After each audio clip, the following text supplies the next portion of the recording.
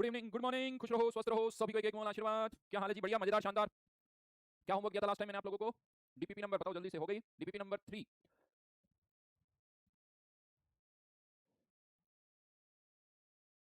हाँ जी, last class में तो मजा आ गया था, बहुत बढ़िया जी। अभी अभी पिक्चर अभी बाकी है, इंटरनल एनर्जी वाला पार्ट चल रहा है, उसको भी मैं कंप्लीट करूंगा। तो डीपीपी नंबर 3 बेसिक क्वेश्चंस थे हीट और वर्क से रिलेटेड, ताकि एक कॉन्सेप्ट जो है ना हमारा स्ट्रांग हो जाए। देखो, हर एक छोटी छोटी चीज पर अगर हम वर्क करते जाएंगे ना, तो इससे हम कहते हैं कि हमारी फाउंडेशन जो स्ट्रांग हो जाती है और फिर आगे प्रॉब्लम्स नहीं आती हैं। मेनली स्टूडेंट्स को प्रॉब्लम क्या होती है, सडनली हमने एक बड़े क्वेश्चन करना स्टार्ट कर दिया। अब होता है क्या, वहां पे हमें आइडिया नहीं होता सीवी की वैल्यू क्या है, सीपी की वैल्यू क्या है। तो पहले हमने प्रैक्टिस कर ली, सीवी क्या होता है, सीपी क्या होता है, वर्क डन कैसे निकालते हैं, वर्क डन के यूनिट से रिलेटेड छोटे छोटे क्वेश्चन है, लेकिन इससे जो है आपके फंडामेंटल स्ट्रांग हो जाते हैं, जिससे आगे जो है प्रॉब्लम्स नहीं आती है। ठीक है जी, तो हीट और वर्क वाला काम हो गया, आगे बढ़ जाते हैं। बहुत बढ़िया। इसी तरह से होमवर्क करते रहो, आगे भी सब आसान लगेगा। सीरियसली मैं बता रहा हूँ, सीक्वेंस से होमवर्क करते रहो, रेगुलर होमवर्क करते रहो, सब कुछ अपने आप आसान बनता चला जाता है। मुश्किलें तब आती है जब हम इरेगुलर हो जाते हैं, होमवर्क छोड़ देते हैं या वापस से रिवीजन नहीं करते हैं, तो तब प्रॉब्लम्स आती है। अगर किसी को लग रहा है एक दो किसी कोई स्टूडेंट थोड़ी डीपीपी टफ थी, वापस से करो दूसरी बार। टफ को आसान बनाना का तरीका क्या है मुझे बताओ। कोई कॉन्सेप्ट टफ है, क्वेश्चन टफ है, आप क्या उसे आसान बना सकते हो? हाँ या ना? बिल्कुल बना सकते हो। कैसे बना सकते हो? रिवाइज कर करके, रिपीट कर करके आप उस टफ को भी आसान बना सकते हो। हाँ बेटा यार, ये बात सही। आदित्य ने मेरे को, मैं भूल गया था, आदित्य जहांगीर ने एक बात की सर, आपने कहा था कि no good morning only homework. तो बेटा मैं तो गुड मॉर्निंग बोलूंगा, लेकिन आपको अपना होमवर्क के बारे में बताना। बिल्कुल, तो मैं भूल गया था, तो मैं यही बताना, टीचर को ही बताना सर मेरा होमवर्क हुआ या नहीं हुआ, होमवर्क के बारे में इन्फॉर्मेशन दो केवल। यस, धन्यवाद आदित्य जहांगीर जी, याद दिलाने के लिए। मैंने आईनी की डीपी भी छोड़ दिया था, फिर अभी फिर से स्टार्ट करूँ बेटा, ये गलती अब वापस कभी और किसी चैप्टर में मत कर लेना, ठीक है बेटा। अभी ये जो क्वेश्चन पूछा ना, कल क्लास नहीं कर पाया, कल होमवर्क नहीं कर पाया, आज होगा या नहीं होगा, ये फालतू के क्वेश्चन है। देखो, मैं 10 दिन के लिए पढ़ नहीं पाया, अब मेरा क्या होगा, ये इतना फालतू मैं भी नहीं हूँ, सीरियसली बता दूं कि तुम्हारे इस तरह के क्वेश्चन के जवाब दूं। मेरे पास पढ़ाने लायक बहुत कुछ है और मेरे सामने पढ़ने वाले बहुत सारे स्टूडेंट्स हैं, वो मेरे लिए इंपॉर्टेंट है जो पढ़ने वाले हैं। कोई एक्सक्यूज नहीं बेटा। हाँ, आपको जेई ना तो पोस्टपोन होगा, जेई जिस दिन होना है वही होगा, जेई वाले दिन या उससे पहले। जेई में कभी ये ऑप्शन नहीं होता कि अच्छा आप पिछले एक साल में कितनी बार बीमार हुए, 4 बार बीमार हुए, 5 बार बीमार हुए, आपकी कितनी क्लासेस छूटी, इन सब के बेसिस पर आपको कुछ डिस्काउंट मिलेगा, कुछ बोनस मिलेंगे, क्या ऐसा होता है? नहीं होता है। तो बेटा आपकी क्लास छूटी, मैं कुछ हेल्प नहीं कर सकता। आपको पूरा करना, आप कैसे करते हो आप जानो, आपकी जिम्मेदारी है। मैं तो ये कहूंगा क्लास नहीं छूटनी चाहिए। क्यों छूटती है भैया? बाकियों की तो नहीं छूटती है, जो रैंक लाता है उसकी नहीं छूटती है, क्योंकि वो अटेंटिव रहते हैं, वो सीरियस होते हैं, वो पढ़ाई को लाइटली नहीं लेते हैं, हर चीज़ की, अपनी हेल्थ का भी उतना ही ध्यान रखते हैं, अपनी स्टडीज का भी उतना ही ध्यान रखते हैं, कुछ भी उससे पहले यानी तैयारी रखते हैं। तो ये सारी तैयारी रखो बेटा, ये एक्सक्यूजेस नहीं। अब छूट गया तो छूट गया, कुछ नहीं हो सकता उसका। अब आप जानो क्या करना है, ठीक है जी। चलिए तो आगे बढ़ते हैं। तो लास्ट क्लास में हम इस पर्टिकुलर स्लाइड पर थे, जहां मैंने आपको बताया था कि जो इंटरनल एनर्जी है, अगर कोई केमिकल और फेस चेंज नहीं हो रहा है, तो ये इंटरनल एनर्जी हम कहते हैं कि दो वेरिएबल का फंक्शन है। इनमें से कोई भी दो वेरिएबल, तीन में से प्रेशर, वॉल्यूम, टेंपरेचर। फिर हमने इसको डिफरेंशिएट किया, डबल डिफरेंशिएशन कह सकते हो आप, sorry not double, partial differentiation हम कह सकते हैं। तो हमने इसको डिफरेंशिएट किया तो ये एक्सप्रेशन हमारे पास आ गया। उसमें से मैंने आपको बताया कि ये जो value, this is nothing but CV, ये सीवी है।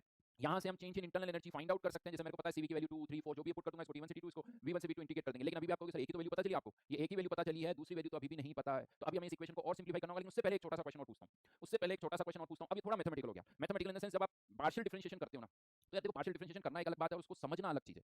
मेरा एक क्वेश्चन है यहाँ पर, ये जो पार्शियल डिफरेंशिएशन है, ये पार्शियल डिफरेंशिएशन क्या है? मतलब this is change in F, F में कितना चेंज हो रहा है, किसके कारण? एक्स में और वाई में अगर आप चेंज करते हो तो एफ में कितना चेंज होगा, यही है। एक्स में अगर डीएक्स का चेंज हो रहा है, वाई में अगर डीवाई का चेंज हो रहा है, तो एफ में इतना चेंज होगा, राइट? दैट इज डिफरेंशिएशन, आप ये बोल सकते हो। लेकिन अब मेरा डाउट यहाँ पर एक आता है, थोड़ा कंफ्यूजन है। जैसे मैं क्वेश्चन पूछता हूँ यहाँ पर, लेट्स से मैं आपसे कह दूं, कि यार मैं वाई में कोई चेंज ही नहीं कर रहा हूँ, मैं केवल एक्स में चेंज कर रहा हूँ, तब भी एफ में तो चेंज होगा। बिल्कुल सही बात है, क्योंकि दो वेरिएबल का फंक्शन है, किसी एक में चेंज करोगे तो दूसरा तो चेंज होगा। तो अगर मैं वाई में कोई चेंज नहीं कर रहा हूँ तो डी वाई जीरो, राइट? अब यहाँ डाउट आता है कि डी वाई जीरो, ये वाला डी वाई जीरो करोगे या ये वाला जीरो करोगे या दोनों जीरो करोगे? क्वेश्चन क्लियर है? अगर मैंने कह दिया कि वाई में कोई चेंज नहीं कर रहे हैं, यानी डी वाई जीरो हो गया, सीधी सी बात है, वाई कांस्टेंट है, डी वाई जीरो, तो कौन सा डी वाई? ये जीरो करेंगे, ये वाला? चलो आप आंसर कमेंट बॉक्स में, ये 1 है और ये 2 है, कौन सा वाला जीरो करेंगे? 1 और 2 दोनों करेंगे या 1 करेंगे, क्या करेंगे यहाँ पर? तो हो सकता है पहले मैं थोड़ा इसको कंफ्यूज करूँ, फिर बातें समझ में आएंगी, बट कंफ्यूजन होगा पहले आपको, ये मैं आपको, क्योंकि हम क्या करते हैं, पार्शियल डिफरेंशिएशन तो कर देते हैं, बट मैथमेटिक्स को थोड़ा फील करना पड़ेगा। मैथमेटिक्स का जब आप केमिस्ट्री या फिजिक्स में अप्लाई करते हो ना, तो उसको एक मतलब निकालना होता है, उसका मतलब पता होना चाहिए। चलिए, तो बहुत नहीं कहा कि सर 1 वाला करेंगे, बट मेरा क्वेश्चन है 2 वाला क्यों नहीं करेंगे? बात तो बिल्कुल आपने सही, कुछ लोगों ने बोला दोनों करेंगे। अब दोनों करते तो प्रॉब्लम है साहब, इसको जीरो करते तो 1/0 यानी समथिंग अपॉन जीरो तो इनफाइनाइट हो जाएगा, ये तो बड़ा मामला फंस गया। तो समझ में आया कंफ्यूजन? अच्छा, एक और चीज पूछता हूँ, थोड़ा सा क्या होता है जब हम ये पार्शियल डिफरेंशिएशन करते हैं ना, पार्शियल डिफरेंशिएशन करते हैं, तो यहाँ पर हमने f को x के रिस्पेक्ट में डिफरेंशिएट किया, कीपिंग y कांस्टेंट, यहाँ y के रिस्पेक्ट में डिफरेंशिएट किया, कीपिंग x कांस्टेंट, ठीक है, keeping x constant, keeping y। तो ये लाइनें अगर थोड़ी वापस सोचो कि जो लाइनें मैं बोल रहा हूँ, एक तरफ तो मैं कह रहा हूँ कि x और y में चेंज करने पर f में कितना चेंज होगा, दूसरी तरफ आप यहाँ बोल रहे हो कि कीपिंग y कांस्टेंट, यहाँ बोल रहे हो कीपिंग x कांस्टेंट, ये क्या माजरा है यार? x और y कांस्टेंट है या x और y चेंज हो रहा है? किसी ने कहा इनफाइनाइट हो जाएगा इसलिए नहीं कर सकते, बट ये लॉजिक नहीं है। किसी ने कहा कि दोनों को जीरो नहीं कर सकते क्योंकि 0/0 फॉर्म हो जाएगी। चलो बात सब समझ गया। अभी मैंने एक और क्वेश्चन पूछा है, मतलब एक तरफ तो हम बोल रहे हैं कि x में चेंज और y में चेंज करने पर f में कितना चेंज होगा, दूसरी तरफ हम बोल रहे हैं कि हाँ keeping y constant, keeping x constant, ये माजरा क्या है? कुछ अजीब सा नहीं लगता? मैं पहले बहुत सारे क्वेश्चन पूछूंगा, हो सकता है उससे आपको कंफ्यूजन हो, क्योंकि अगर उससे पहले मैंने आपको कुछ समझाना तो आपको ऐसा लगे सर आप समझाना क्या चाहते हो, ऐसा आप बोलो कि सर आप समझाना क्या चाहते हो। तो पहले मैं आपको बताऊं कि भाई मुद्दा क्या है, पहले वो देखो। हाँ, अनमोल ने कहा सर ऐसा होगा वाई में के रेस्पेक्ट में चेंज होना तो डिफरेंशिएट ही नहीं करेंगे। ये तो विद रिस्पेक्ट टू है, विद रिस्पेक्ट टू है, इसका मतलब क्या हो रहा है? पार्शियल एक्स पर डिपेंड कर रहा है, पार्शियल एक्स वाई चेंज हो रहा है, दो वाला डिफाइंड हो जाएगा, बिकॉज इन्फिनिटी वाई कांस्टेंट है तो सिर्फ एक्स को डिफरेंशिएट करेंगे, तो किसी ने अगर वाई कांस्टेंट तो डिफरेंशिएट ही नहीं करेंगे, ये बात तो सही, मान लो लिखा हुआ है तो चलो अब मैं इसी क्वेश्चन को दूसरे तरीके से पूछता हूँ। चलो एक दूसरे तरीके से पूछता हूँ, ठीक है, आपने ये तो बता दिया। ये जो मैंने यहाँ फॉर्मूला लिखा है du equals to cv dt plus delta u by delta vt at constant temperature into dt, क्या ये फॉर्मूला आप तभी यूज करोगे जब वॉल्यूम कांस्टेंट है? क्या ये फॉर्मूला आप तभी यूज करोगे जब वॉल्यूम कांस्टेंट है? अब इसका जवाब दो। मैं सबको बाद में सारे जो क्वेश्चन पूछे उन सबका जवाब दूंगा, उन सबका जवाब दूंगा, बट पहले मैं चाहता हूँ कि मुद्दा समझ में आए, मुद्दा समझ में आए। क्या ये फॉर्मूला कांस्टेंट वॉल्यूम पर ही यूज होगा या अदर देन कांस्टेंट वॉल्यूम भी यूज होगा? दो ऑप्शन दे रहा हूं, पहला at constant volume only, at constant volume only, और for any process. For any मतलब वॉल्यूम कांस्टेंट हो या ना हो।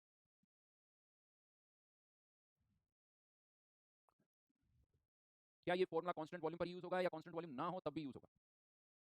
अच्छा, ऐसा क्यों लग रहा है? बहुतों ने कहा कि हाँ, मिक्स आंसर आ रहा है। बहुतों ने कहा कि कांस्टेंट वॉल्यूम पर यूज होगा, 50-50% मैं कह सकता हूं, ऐसे मुझे कमेंट्स में दिख रहा है। तो ऐसा क्यों लगा कि कांस्टेंट वॉल्यूम पर यूज हो सकता है?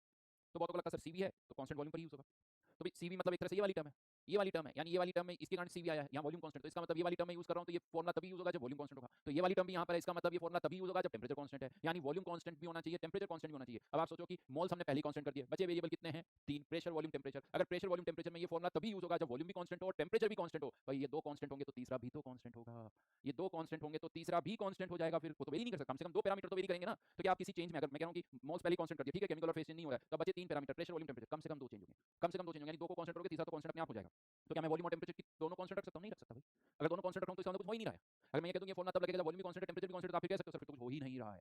मतलब समझाता हूं, यही पार्शियल डिफरेंशिएशन को समझना। पार्शियल डिफरेंशिएशन क्या कहता है कि भाई ये जो वैल्यू यहां पुट कर रहे हो delta U by delta T की जो वैल्यू यहां पुट करनी है वो इस तरह से मेजर करनी है जब वॉल्यूम कांस्टेंट हो, यानी ये वैल्यू जहां जो आप कैलकुलेट करोगे, मेजर करोगे, इस कंडीशन पर वॉल्यूम कांस्टेंट है, इस कंडीशन पर टेंपरेचर कांस्टेंट है, लेकिन ये फॉर्मूले में ना तो वॉल्यूम कांस्टेंट है ना टेंपरेचर कांस्टेंट है। वॉल्यूम और टेंपरेचर में चेंज के कारण हम इंटरनल एनर्जी में चेंज निकाल रहे हैं। इसी चीज को मैं यहां से समझाता हूं अगर आपको, तो भाई इस पार्शियल डिफरेंशिएशन इस वैल्यू में केवल ये वैल्यू निकालते वक्त आपको y को कांस्टेंट रखना है, ये वैल्यू निकालते वक्त आपको केवल x को कांस्टेंट रखना है। अदरवाइज ये जो f हम f में चेंज निकाल रहे हैं वो x और y में चेंज के कारण ही निकाल रहे हैं। अब इसको ऐसे समझो कि ये वैल्यू तो आपने निकाली हुई है, delta f upon delta y at constant x, ये वैल्यू ऑलरेडी हमारे पास है। हां, ये वैल्यू कैसे निकाली हमने? y में चेंज करके x को कांस्टेंट रखते हुए। ये वैल्यू है मेरे पास, मान लो इसकी वैल्यू 5 है, मान लो इसकी वैल्यू 5 है, राइट? ये अब चेंज नहीं होगी, ये तो डिफाइन ही तब हुई है जब आपने y में चेंज किया, x को कांस्टेंट रखते हुए, और f में चेंज निकाला है। ये वैल्यू आ गई हमारे पास 5, 10, 20 जो भी होनी है, ये वैल्यू होगी, फिक्स 5 नहीं है। अब आप कहते हो नहीं सर मैं y को चेंज नहीं कर रहा हूं, इससे कोई मतलब, ये वैल्यू तो निकाली वैसे है, ये वैल्यू डिफाइन ही तभी हो रही है जब y में चेंज कर रहे हैं x को कांस्टेंट रखते हुए। अब अगर आप कहते हो कि नहीं मेरा तो y चेंज नहीं हो रहा, ये वैल्यू थोड़ी चेंज होगी, ये 0 हो जाएगा। अगर आप कहते हो कि मेरा x चेंज नहीं हो रहा, ये वैल्यू तो वैसी रहेगी, ये 0 हो जाएगा।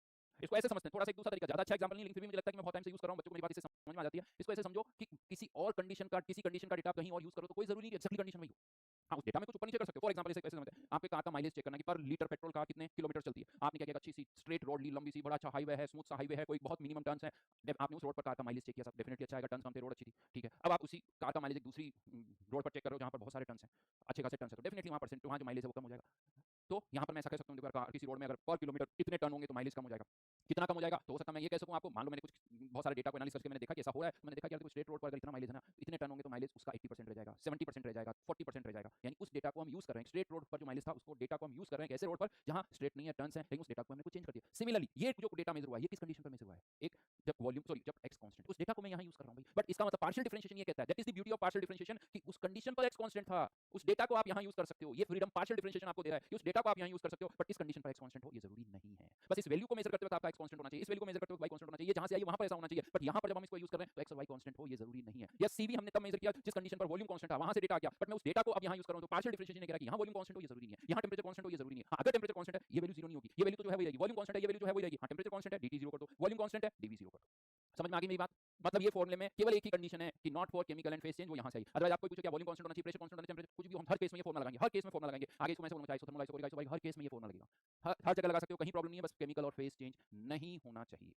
बात समझ में आई? देखो हो सकता है आपको अभी भी बहुत सर क्या समझा रहे हो समझ, क्योंकि मुद्दा क्लियर नहीं हो सकता, 3 दिन बाद आपको वो डाउट आए जिसका सॉल्यूशन आज मैं आपको बता रहा हूं। बट ये कंडीशन याद रखना, और ये स्टेटमेंट बहुत बड़ा, मैं आपको सीरियसली बता रहा हूं, यहीं से बहुतों की थर्मोडायनामिक्स गायब हो जाती है, उन्हें पता ही नहीं चलता, बहुतों को ये फॉर्मूला नहीं पता, मैं आपको बता दूं। अभी देखना इसके कैसे इंटरेस्टिंग रिजल्ट आएंगे, बट ये फॉर्मूला कब नहीं लगाना है और कब लगाना है ये पता होना चाहिए, दोनों बहुत क्लियरली पता होना चाहिए। मैंने लिख दिया कब नहीं लगेगा, इसके अलावा बाकी सब जगह लगेगा, बाकी सब जगह लगेगा, इसको छोड़ के, ठीक है जी। लेकिन अभी भी ये फॉर्मूला कह सकते हो सर मुझे तो ये वैल्यू नहीं पता, तो अब मैं इसको फर्दर सिंप्लीफाई करूंगा 3 केसेस के लिए, क्योंकि केमिकल और फेज चेंज नहीं हो रहा मतलब प्रोसेस हो सकता है, लेकिन सब्सटेंस कौन सा है, सब्सटेंस कौन सा है? क्या मैंने अभी ऐसा कहा कि आइडियल है रियल? नहीं कहा, मैंने ये कहा कि कोई सा भी सब्सटेंस हो, इंटरनल एनर्जी 4 वेरिएबल का फंक्शन होती है, केमिकल और फेज चेंज नहीं हो रहा तो बचे 2 वेरिएबल, तो ये जो फॉर्मूला है आइडियल रियल सॉलिड लिक्विड सबके लिए लगेगा, सबके लिए लगेगा। लेकिन अब इसके 3 केसेस हम बना रहे हैं, तो यहां पर अब हेडिंग आपको डालनी है simplified form of above equation. बड़ा इंटरेस्टिंग, सीरियसली मैं आपको बता रहा हूं, हो सकता है अगर आपने पहले कहीं पढ़ा और आपको ये कंफ्यूजन हो तो आपका कंफ्यूजन से यहां क्लियर हो जाएगा, कंफ्यूजन क्लियर हो जाएगा आपका। ये मैं लिख के देता हूं, देखते देखें simplified form of above equation, उसको अभी और सिंप्लीफाई कर रहे हैं, लेकिन अब अलग अलग सब्सटेंस के लिए तीन कैटेगरी मैंने आपको बताई थी, आइडियल, रियल, सॉलिड और लिक्विड। तो case 1 for an ideal gas undergoing any process, ये पूरी लाइन लिखना, ये पूरी लाइन लिखना। किसने कह दिया बेटा शिवांश कांस्टेंट वॉल्यूम पर डिराइव किया था हमने? फिर शिवांश बेटा वापस से सुना, कहां लिखा मैंने? यहां कहीं लिखा है कि वॉल्यूम कांस्टेंट है? इस फॉर्मूले में कहां लिखा हुआ है वॉल्यूम कांस्टेंट है? ये वॉल्यूम कांस्टेंट होता है तो v के रिस्पेक्ट में डिफरेंशिएट ही क्यों करता? फिर वही आदत, बस c की जगह मैं जैसे c भी दिख गया मतलब that is the beauty of partial differentiation. ये कह रहा हूं कि हां इस वैल्यू में वॉल्यूम कांस्टेंट है, ओवरऑल वॉल्यूम कांस्टेंट नहीं है। फिर से सुनना जो इतनी देर भाषण दिया था, ठीक है जी। दीपांशु जी का आज बर्थडे, हैप्पी बर्थडे दीपांशु, खुश रहो स्वस्थ रहो और यही दुआएं कि अगले साल अपना बर्थडे किसी आईआईटी में सेलिब्रेट करो, है ना? तो for an ideal gas undergoing any process, ध्यान रखना मैं बार बार बोल रहा हूं, केमिकल और फेस चेंज की बात नहीं हो रही है, प्रोसेस लिखा हुआ है। अब मुझे बताओ इसमें क्या सिंप्लीफिकेशन आप सोचते हो, क्या सिंप्लीफिकेशन आपको दिख रहा है कि यार सर इस इक्वेशन में आइडियल गैस है तो हम ये सिंप्लीफिकेशन कर सकते हैं? बताइए, कुछ समझ में आ रहा है? पता होना चाहिए आपको, मैं बता चुका हूं, आपको मैं बता चुका हूं, वो आपको दिखना चाहिए। इसमें क्या सिंप्लीफिकेशन हो सकता है वो मैं आपको बता चुका हूं, दिखना चाहिए आपको कि हाँ सर ये सिंप्लीफिकेशन यहां हम कर सकते हैं। शिवम अग्निहोत्री जी का भी बर्थडे है, हैप्पी बर्थडे डियर शिवम, खुश रहो स्वस्थ रहो और जिनका भी आज बर्थडे उन सबके लिए दुआएं हैं कि वो सब अपना नेक्स्ट बर्थडे आईआईटी में सेलिब्रेट करें। याद करो मैंने आपसे क्या कहा था, बिल्कुल सही प्रीतम ने लिखा है, प्रीतम ने लिखा है कुछ सेकंड टर्म जीरो, बिल्कुल सही है। टेंपरेचर वाली टर्म नहीं आएगी, टेंपरेचर वाली तो बेटा आएगी। हाँ, पोटेंशियल एनर्जी कांस्टेंट नहीं होती, आयुष हम मानते हैं potential energy intermolecular potential energy होती नहीं है, बिल्कुल सही कहा, अंकित ने भी कहा है। तो देखो याद करो मैंने आपसे कहा था कि आइडियल केस के लिए इंटरनल एनर्जी केवल किसका फंक्शन होती है? टेम्परेचर का, हाँ या ना? यस। तो अगर इंटरनल एनर्जी केवल टेम्परेचर का ही फंक्शन है और आप यहाँ पर यू को डिफरेंशिएट कर रहे हो और किसको कांस्टेंट रखते हुए? टेम्परेचर को कांस्टेंट रखते हो। अब इसमें एक ही वेरिएबल है टेम्परेचर, उसको कांस्टेंट मान लिया तो ये वैल्यू पूरी क्या होगी? कांस्टेंट। और ये वैल्यू पूरी कांस्टेंट हो गई और अगर आप इसको डिफरेंशिएट करोगे तो delta U by delta we जो है वो क्या आएगा? जीरो। ऐसे समझ लो, ये मैंने थोड़ा मैथमेटिकली समझाया आपको, मैं इसको दूसरे एंगल से समझाऊं। एक आइडियल केस में पोटेंशियल एनर्जी तो होती नहीं है, तो इंटरनल एनर्जी में केवल कौन सी एनर्जी होती है? Kinetic energy. अब टेम्परेचर कांस्टेंट है तो काइनेटिक एनर्जी में भी कोई चेंज नहीं होगा। तो यहाँ पर टेम्परेचर कांस्टेंट है, काइनेटिक एनर्जी में कोई चेंज नहीं होगा, तो इंटरनल एनर्जी में कोई चेंज नहीं होगा। तो अगर आप वॉल्यूम बढ़ा रहे हो वॉल्यूम कम कर रहे हो, इंटरनल एनर्जी में कोई चेंज नहीं होगा क्योंकि पोटेंशियल एनर्जी नहीं है। देखो सीधी सी बात ध्यान रखना, टेम्परेचर चेंज होगा तभी काइनेटिक एनर्जी चेंज होगी। पोटेंशियल एनर्जी कब चेंज होती है? जब डिस्टेंसेस बदल रही हो। लेकिन आइडियल केस में डिस्टेंसेस बदलने से भी पोटेंशियल एनर्जी चेंज नहीं होती है। तो ये वाली टर्म एक आइडियल केस के लिए, ये वाली टर्म हमेशा जीरो होगी, चाहे वॉल्यूम कांस्टेंट हो चाहे वॉल्यूम कांस्टेंट ना हो। वापस से सुनना, चाहे वॉल्यूम कांस्टेंट हो या ना हो, ये वाली टर्म तो हमेशा ही जीरो होगी। और तो ये वाली टर्म अगर हमेशा ही जीरो है तो du इक्वल टू क्या आ जाएगा? CVDT। ये एक मोल के लिए है, फॉर n मोल्स अगर पूछा जाए तो इसको n CVDT कर देना। तो for n moles du equal to n CVDT। n CVDT हमारे पास एक फॉर्मूला आ गया, लार्ज चेंज करो तो इसको इंटीग्रेट कर देना। लेकिन एक क्वेश्चन आपसे पूछता हूं, ये फॉर्मूला भी जस्ट थोड़ी देर पहले भी समझाया, लेकिन फिर से पूछो, क्या आप में से आप ये फॉर्मूला तभी यूज करोगे आइडियल केस के लिए जब उसका वॉल्यूम कांस्टेंट है? क्या ये फॉर्मूला तभी यूज करोगे जब वॉल्यूम कांस्टेंट है या वॉल्यूम वेरी कर रहा है तभी यूज करोगे? पहला ऑप्शन तभी यूज करेंगे जब वॉल्यूम कांस्टेंट हो, दूसरा ऑप्शन चाहे वॉल्यूम वेरी कर रहा है तभी यूज करेंगे। ऑप्शन 1 या ऑप्शन 2? यही बहुत बड़ा कंफ्यूजन है, मैं आपको बता दूं, बहुत बड़ा कंफ्यूजन है। ऑप्शन 1 ऑप्शन 2 तभी यूज करेंगे जब वॉल्यूम कांस्टेंट है या वॉल्यूम कांस्टेंट हो या ना हो? पायल, पुष्कर, पार्थ, सबके नाम नहीं बोल पा रहा हूँ, संजना, आशीर्वाद, शायद आर्यन, अवधेश, क्रिश, हर्ष, अंकुश। अंकुश ने तो ऑप्शन 2 बोला है, बट आंसर इज, मैं भूल गया ऑप्शन 1 ऑप्शन 2 क्या था। मैं आंसर बोला हूं, चाहे वॉल्यूम कांस्टेंट हो या ना हो, चाहे वॉल्यूम कांस्टेंट हो या ना हो, हम ये फॉर्मूला यूज कर सकते हैं। या हिंदी में लिखो, आप लोग अपने रजिस्टर में हिंदी में लिखो ताकि अच्छी तरह से याद रहे, चाहे वॉल्यूम कांस्टेंट हो या ना हो या ना हो, हिंदी में लिखो सब ताकि अच्छी तरह से याद रहे आपको। बिकॉज क्या ये फॉर्मूला तभी यूज होता है जब वॉल्यूम कांस्टेंट नहीं? मैंने कहा था ये फॉर्मूला हमेशा लगा सकते हो। तो क्या यहाँ से आते यहाँ से यहाँ आते वक्त मैंने ऐसा बोला कंटेनर का वॉल्यूम कांस्टेंट है? नहीं। क्या मैंने ऐसा बोला डीवी जीरो है? नहीं। मैंने कहा डीवी चाहे जीरो हो या ना हो, ये वाली टर्म जीरो होती है। होता क्या है, बहुत सारे बच्चों को बस ये सीवी दिखता है, उन्हें लगता है सीवी मतलब कहीं पर भी यूज होगा, तो उन्हें लगता है तभी यूज होगा जब वॉल्यूम कांस्टेंट है, बस उन्हें वो भी दिखता है भाई साहब। यही बड़ा कंफ्यूजन और यही पार्शियल डिफरेंशिएशन की ब्यूटी है। हाँ, यहाँ मैं आपको एक चीज बता दूं, इसी तरह का एक और फॉर्मूला है, Q इक्वल्स टू NCVDT। ये फॉर्मूला तभी यूज होगा जब टेम्परेचर कांस्टेंट है। ये फॉर्मूला तभी यूज होगा जब टेम्परेचर, क्योंकि ये पार्शियल डिफरेंशिएशन से नहीं आया भाई, ये पार्शियल डिफरेंशिएशन से नहीं आया है, ये पार्शियल डिफरेंशिएशन से आया है। दोनों का डेरिवेशन अलग है, यहाँ सिचुएशन अलग है, वहां से उनको लगता है बस जहां सीवी यूज होगा मतलब वॉल्यूम कांस्टेंट होना चाहिए, ऐसा नहीं। जहां सीवी यूज होगा वहां वॉल्यूम कांस्टेंट होना चाहिए, ऐसा हर जगह जरूरी है। हाँ, ये तभी लगेगा जब वॉल्यूम कांस्टेंट है, बट यहाँ पर ऐसी चीज नहीं। तो चाहे वॉल्यूम कांस्टेंट हो या ना हो, ठीक है जी। अब मैं आपको ये कंफ्यूजन और क्यों बढ़ जाता है उसका भी लॉजिक बताता हूँ, उसका भी बताता हूँ। ये क्या लिखा बेटा, किसी ने लिखा Q equals to NCVDT apply when temperature, नहीं वॉल्यूम कांस्टेंट, निर्मल वॉल्यूम कांस्टेंट, टेम्परेचर कांस्टेंट हुआ तो फिर से जीरो हो जाएगा। अब मैं आपको बताता हूँ कंफ्यूजन और क्यों बढ़ता है। अब देखो यहाँ पर बहुत इंटरेस्टिंग चीज निकल के आएगी। ये तो मैंने किसके लिए बताया आपको? आइडियल केस के लिए। कंफ्यूजन किसके कारण बढ़ता है? रियल केस पिक्चर में आ जाती है। चलो रियल केस के लिए भी देखते हैं एक बार। फॉर ए रियल केस, यहीं तक पढ़ना, भी आगे मत पढ़ना। फॉर ए रियल केस, अभी आगे की लाइन बाद में काम करने लगे, ठीक है? क्या ऐसा कहते हैं रियल केस के लिए भी ये वाली टर्म हमेशा ही जीरो होगी? क्या ऐसा कह दूं कि एक रियल केस के लिए ये वाली टर्म हमेशा ही जीरो होगी? अरे बेटा प्रिंस, तुम पढ़ते रहो ना, फिजिक्स के लिए सेम है नहीं है, तुम्हें कुछ नहीं पता तो क्यों दिमाग लगाते हो अपना? वो मेरा काम है ना, कहाँ क्या सेम है क्या नहीं है, जो कहा जा रहा है उसको याद करो, बस जो मैं बता रहा हूँ उसको पढ़ो। सब बता दूंगा मैं, फिजिक्स में क्या होता है, केमिस्ट्री में क्या होता है, तुम्हें टेंशन नहीं लेनी, तुम्हें जो मैं बता रहा हूँ बस उसको सोचना है। तो भैया रियल केस के लिए तो ये वाली टर्म जीरो नहीं होगी। क्यों? क्योंकि रियल केस में इंटरनल एनर्जी केवल टेम्परेचर का फंक्शन ही, दो वेरिएबल का फंक्शन होता है, ये आपको पता है, वी और टी, दो वेरिएबल का फंक्शन है, एक का नहीं है। अब अगर टेम्परेचर कांस्टेंट रखा हुआ है तो भी इंटरनल एनर्जी में चेंज होगा, इंटरनल एनर्जी में चेंज होगा, ये वाली टर्म जीरो नहीं होगी because it is the function of two variables. ये मैथमेटिकली समझाया, लैंग्वेज से भी थोड़ा समझाता हूँ। अब एक रियल गैस है तो उसमें काइनेटिक एनर्जी भी होगी, उसकी पोटेंशियल एनर्जी भी होगी। ठीक है, आपने टेंपरेचर कांस्टेंट रखा हुआ है तो काइनेटिक एनर्जी तो चेंज नहीं हो रही है, लेकिन वॉल्यूम चेंज कर रहे हो, कंटेनर का वॉल्यूम बढ़ा रहे हो, कम कर रहे हो, मॉलिक्यूल ज्यादा दूर दूर जा रहे हैं या पास पास आएंगे, दूर दूर जाएंगे, पास पास आएंगे तो पोटेंशियल एनर्जी में चेंज होगा, पोटेंशियल एनर्जी के कारण इंटरनल एनर्जी में चेंज होगा, तो ये वाली चेंज होगा, मतलब ये टर्म जीरो नहीं होगी। तो एक रियल गैस के लिए ये वाली टर्म जीरो नहीं है। लेकिन अब हमने यहाँ क्या कर दिया, अब हमने यहाँ क्या किया है, आगे एक कंडीशन और लगा दी, undergoing constant volume process. और जैसे ही मैंने कहा undergoing constant volume process, मतलब अब मैंने डीवी को जीरो कर दिया भाई, डीवी को जीरो कर दिया। ये वाली टर्म जीरो नहीं है बट ये वाली टर्म जीरो हो गई, तो फिर से फॉर्मुला क्या आ गया, डायरेक्ट एन मोल्स के लिए लिख रहा हूं, एनसीवीडीटी। हाँ, अब ये फॉर्मुला तभी यूज होगा, अब ये फॉर्मुला तभी यूज होगा जब वॉल्यूम कांस्टेंट है, जब वॉल्यूम कांस्टेंट है। ये मेजर कंफ्यूजन होता है साहब। अरे सर ये क्या है, सेम फॉर्मुला, एक जगह आप कह रहे हो कि जब वॉल्यूम कांस्टेंट हो या ना हो, दूसरी जगह आप कह रहे हो कि तभी यूज होगा जब वॉल्यूम कांस्टेंट है। ये क्या घोटाला है साहब, ये तो बड़ा स्कीम है, ये तो बड़ा स्कीम है भैया। एक जगह आइडियल है, एक जगह रियल है, सिचुएशन अलग अलग है, दोनों के लिए आंसर अलग अलग है, दोनों को एक साथ नहीं सोच सकते हो, दोनों को एक साथ नहीं सोच सकते हो। यस, आइडियल केस के लिए फॉर्मुला चाहे वॉल्यूम कांस्टेंट हो या ना हो, बट रियल केस के लिए फॉर्मुला तभी लगेगा under going constant volume process. और ये तभी समझ में आएगा जब आप इस डिफरेंशिएट करोगे, पार्शियल डिफरेंशिएशन करोगे, तभी समझ में आएगा। और कोई तरीका नहीं है, और कोई तरीका नहीं है इसको समझने का। आप सोचो मैं किसी और तरीके से समझूंगा, नहीं समझ में आएगा, बड़ा कंफ्यूजन हो जाएगा। मैं आपको बता दूं, मुझे भाई साहब आप सोचो 45 लास्ट क्लास में भी समझाया, इस क्लास में भी समझाया, 45 मिनट्स मैंने आपको समझाया है, इसी एक चीज के लिए मेहनत की है। समझ में आ रही मेरी बात, 45 मिनट या उससे भी ज्यादा, आज ही हो गए 30 मिनट्स, तो उससे पहले पहली वाली क्लास में इसको समझाने के लिए मैं ये एफर्ट्स लगा रहा हूं, ताकि ये समझा सकूं, कंफ्यूजन बता सकूं कि कंफ्यूजन क्या है, होता क्या। क्वेश्चन आता है, एक क्वेश्चन आता है आइडियल गैस के लिए, एग्जाम में क्वेश्चन आता है कि बताओ इंटरनल एनर्जी में चेंज कितना होगा, वॉल्यूम इतना चेंज हुआ है, तो मैं कह देता हूं कि भैया आइडियल गैस का क्वेश्चन है तो लगा लो तुम तो D equals to NCV delta T. फिर बच्चा पूछता सर वॉल्यूम तो कांस्टेंट नहीं है, तो मैं कह देता हूं चाहे वॉल्यूम कांस्टेंट हो या ना हो, D equals to NCV delta T लगा सकते हो। लेकिन फिर कहीं और क्वेश्चन आ जाता है रियल गैस का, वो बच्चा वहां पर भी लगा देता है, उसको लगता है सर नहीं तो कहा था कि D equals to NCV delta T हर जगह लगेगा, वो आइडियल रियल देख ही नहीं रहा है, सबको एक साथ सोच रहा है, सबको एक साथ सोच रहा है। तो भाई ये डिफरेंस है। कैसे आया वो यहाँ से समझ, डेरिवेशन पता होना चाहिए। इस फॉर्मूले को देखोगे तो कुछ नहीं समझ में आएगा, यहाँ से स्टार्ट करके यहाँ आना पड़ेगा आपको, यहाँ से स्टार्ट करके यहाँ आना पड़ेगा, तब जाके ये सारी बातें आपको समझ में आएगी। तो ये हो गया केस 2। और फिर आ जाते हैं केस 3 पर। केस 3 पर आ रहा हूँ, for solids and liquids undergoing any process. ये पूरे पूरे सेंटेंस बोलना है। अभी मैं बताऊंगा इन सबको याद करने का तरीका भी क्या, वो भी मैं आपको बताऊंगा। सब गिवन होगा बेटा, क्वेश्चन आएंगे, क्वेश्चन में सब देख लेना, कुछ नहीं गिवन हो तो क्वेश्चन थोड़ी होगा, एग्जामिनर को सब पता है, जो मैं पढ़ा रहा हूँ एग्जामिनर को भी पता है, तो क्वेश्चन जब आएगा तो एग्जामिनर को भी आंसर देना होता है। क्वेश्चन सॉल्व करने के लिए जो भी इंफॉर्मेशन चाहिए सब मिलेगी। तो for solid liquid undergoing any process, अब क्या करें हम, अंडरगोइंग एनी प्रोसेस, तो क्या सॉलिड और लिक्विड के लिए, क्या सॉलिड में पोटेंशियल एनर्जी नहीं होती, होती है, लिक्विड में भी होती है, तो फॉर सॉलिड और लिक्विड ये वाली टर्म तो जीरो नहीं होगी। लेकिन अब यहाँ मैंने वॉल्यूम कांस्टेंट लिखा नहीं है, वो तो नहीं लिखा हुआ, लेकिन सॉलिड और लिक्विड कुछ भी चेंज करने पर आपको भी पता है कि यार सॉलिड और लिक्विड के वॉल्यूम में ज्यादा कोई चेंज होता नहीं है, सॉलिड और लिक्विड के वॉल्यूम में ज्यादा चेंज नहीं होता है, इसीलिए हम for solid and liquid DV almost zero बोल सकते हो, डीवी ऑलमोस्ट जीरो बोल सकते हो। तो फिर से सेकंड टर्म जीरो होगी, हमने वॉल्यूम कांस्टेंट नहीं रखा हुआ है बट वॉल्यूम कांस्टेंट रहता है, कोई भी चेंज करोगे, इसलिए मैंने लिखा कोई भी चेंज करें मतलब अंडरगोइंग एनी प्रोसेस, सॉलिड और लिक्विड अगर है अंडरगोइंग एनी प्रोसेस, फिर से सेकंड वाली टर्म जीरो हो जाएगी, लेकिन इसके कारण, राइट, इसके कारण क्योंकि उनका वॉल्यूम कांस्टेंट रहता है, तो du इक्वल्स टू एनसीवीडीटी। और सॉलिड और लिक्विड के लिए याद करो मैंने कहा था सीपीसीबी में भी ज्यादा डिफरेंस नहीं होता, तो क्या होता है आप इसे एनसीडीटी भी लिख सकते हो, एनसीडीटी भी लिख सकते हो for solid and liquid, CPCB सब सेम ही होते हैं यहाँ पर। तो देखो तीनों केस में फाइनली रिजल्ट सेम आया है, एनसीवीडीटी फाइनल रिजल्ट सेम है, लेकिन तीनों के लॉजिक अलग अलग है, तीनों के लॉजिक अलग है। अच्छा यहाँ पर मैं आपको बताऊंगा, अब आप कह सकते हो सर मान लो रियल केस के लिए क्वेश्चन आया जिसमें वॉल्यूम कांस्टेंट नहीं है, तो फिर कैसे करेंगे, मान लो रियल केस के लिए क्वेश्चन आ गया और ये फॉर्मुला तो तब लगेगा जब वॉल्यूम कांस्टेंट है, अब वॉल्यूम कांस्टेंट नहीं है तो क्या करोगे, फिर पूरा फॉर्मुला यूज करेंगे, क्या करेंगे, पूरा फॉर्मुला यूज करेंगे और कोई ऑप्शन नहीं है, तो वॉल्यूम कांस्टेंट है तो ये कर लोगे, वॉल्यूम कांस्टेंट नहीं है तो ये कर लोगे, दैट्स इट, राइट। ये याद रखिए, आगे इनको यूज करेंगे। अब मैं आपको बताता हूँ याद सॉलिड और यानी जो इंटरनल एनर्जी जो हमने पढ़ा है उससे रिलेटेड सारे पॉइंट्स को नंबरिंग करके याद करो। देखो हर जगह मैंने रिवर्सिबल इरिवर्सिबल में मैंने आपको पॉइंट्स के नंबर्स बताए थे, याद है, 6 रिवर्सिबल के पॉइंट्स थे, 6 इरिवर्सिबल के पॉइंट्स थे, वो नंबर दिमाग में 6 पॉइंट्स कौन-कौन से थे, इरिवर्सिबल के 6 पॉइंट्स कौन-कौन से थे। उसके बाद सर ने एक नोट पॉइंट करके भी लिखाया था, याद करोगे for surroundings all the process are reversible, ये भी लिखा था।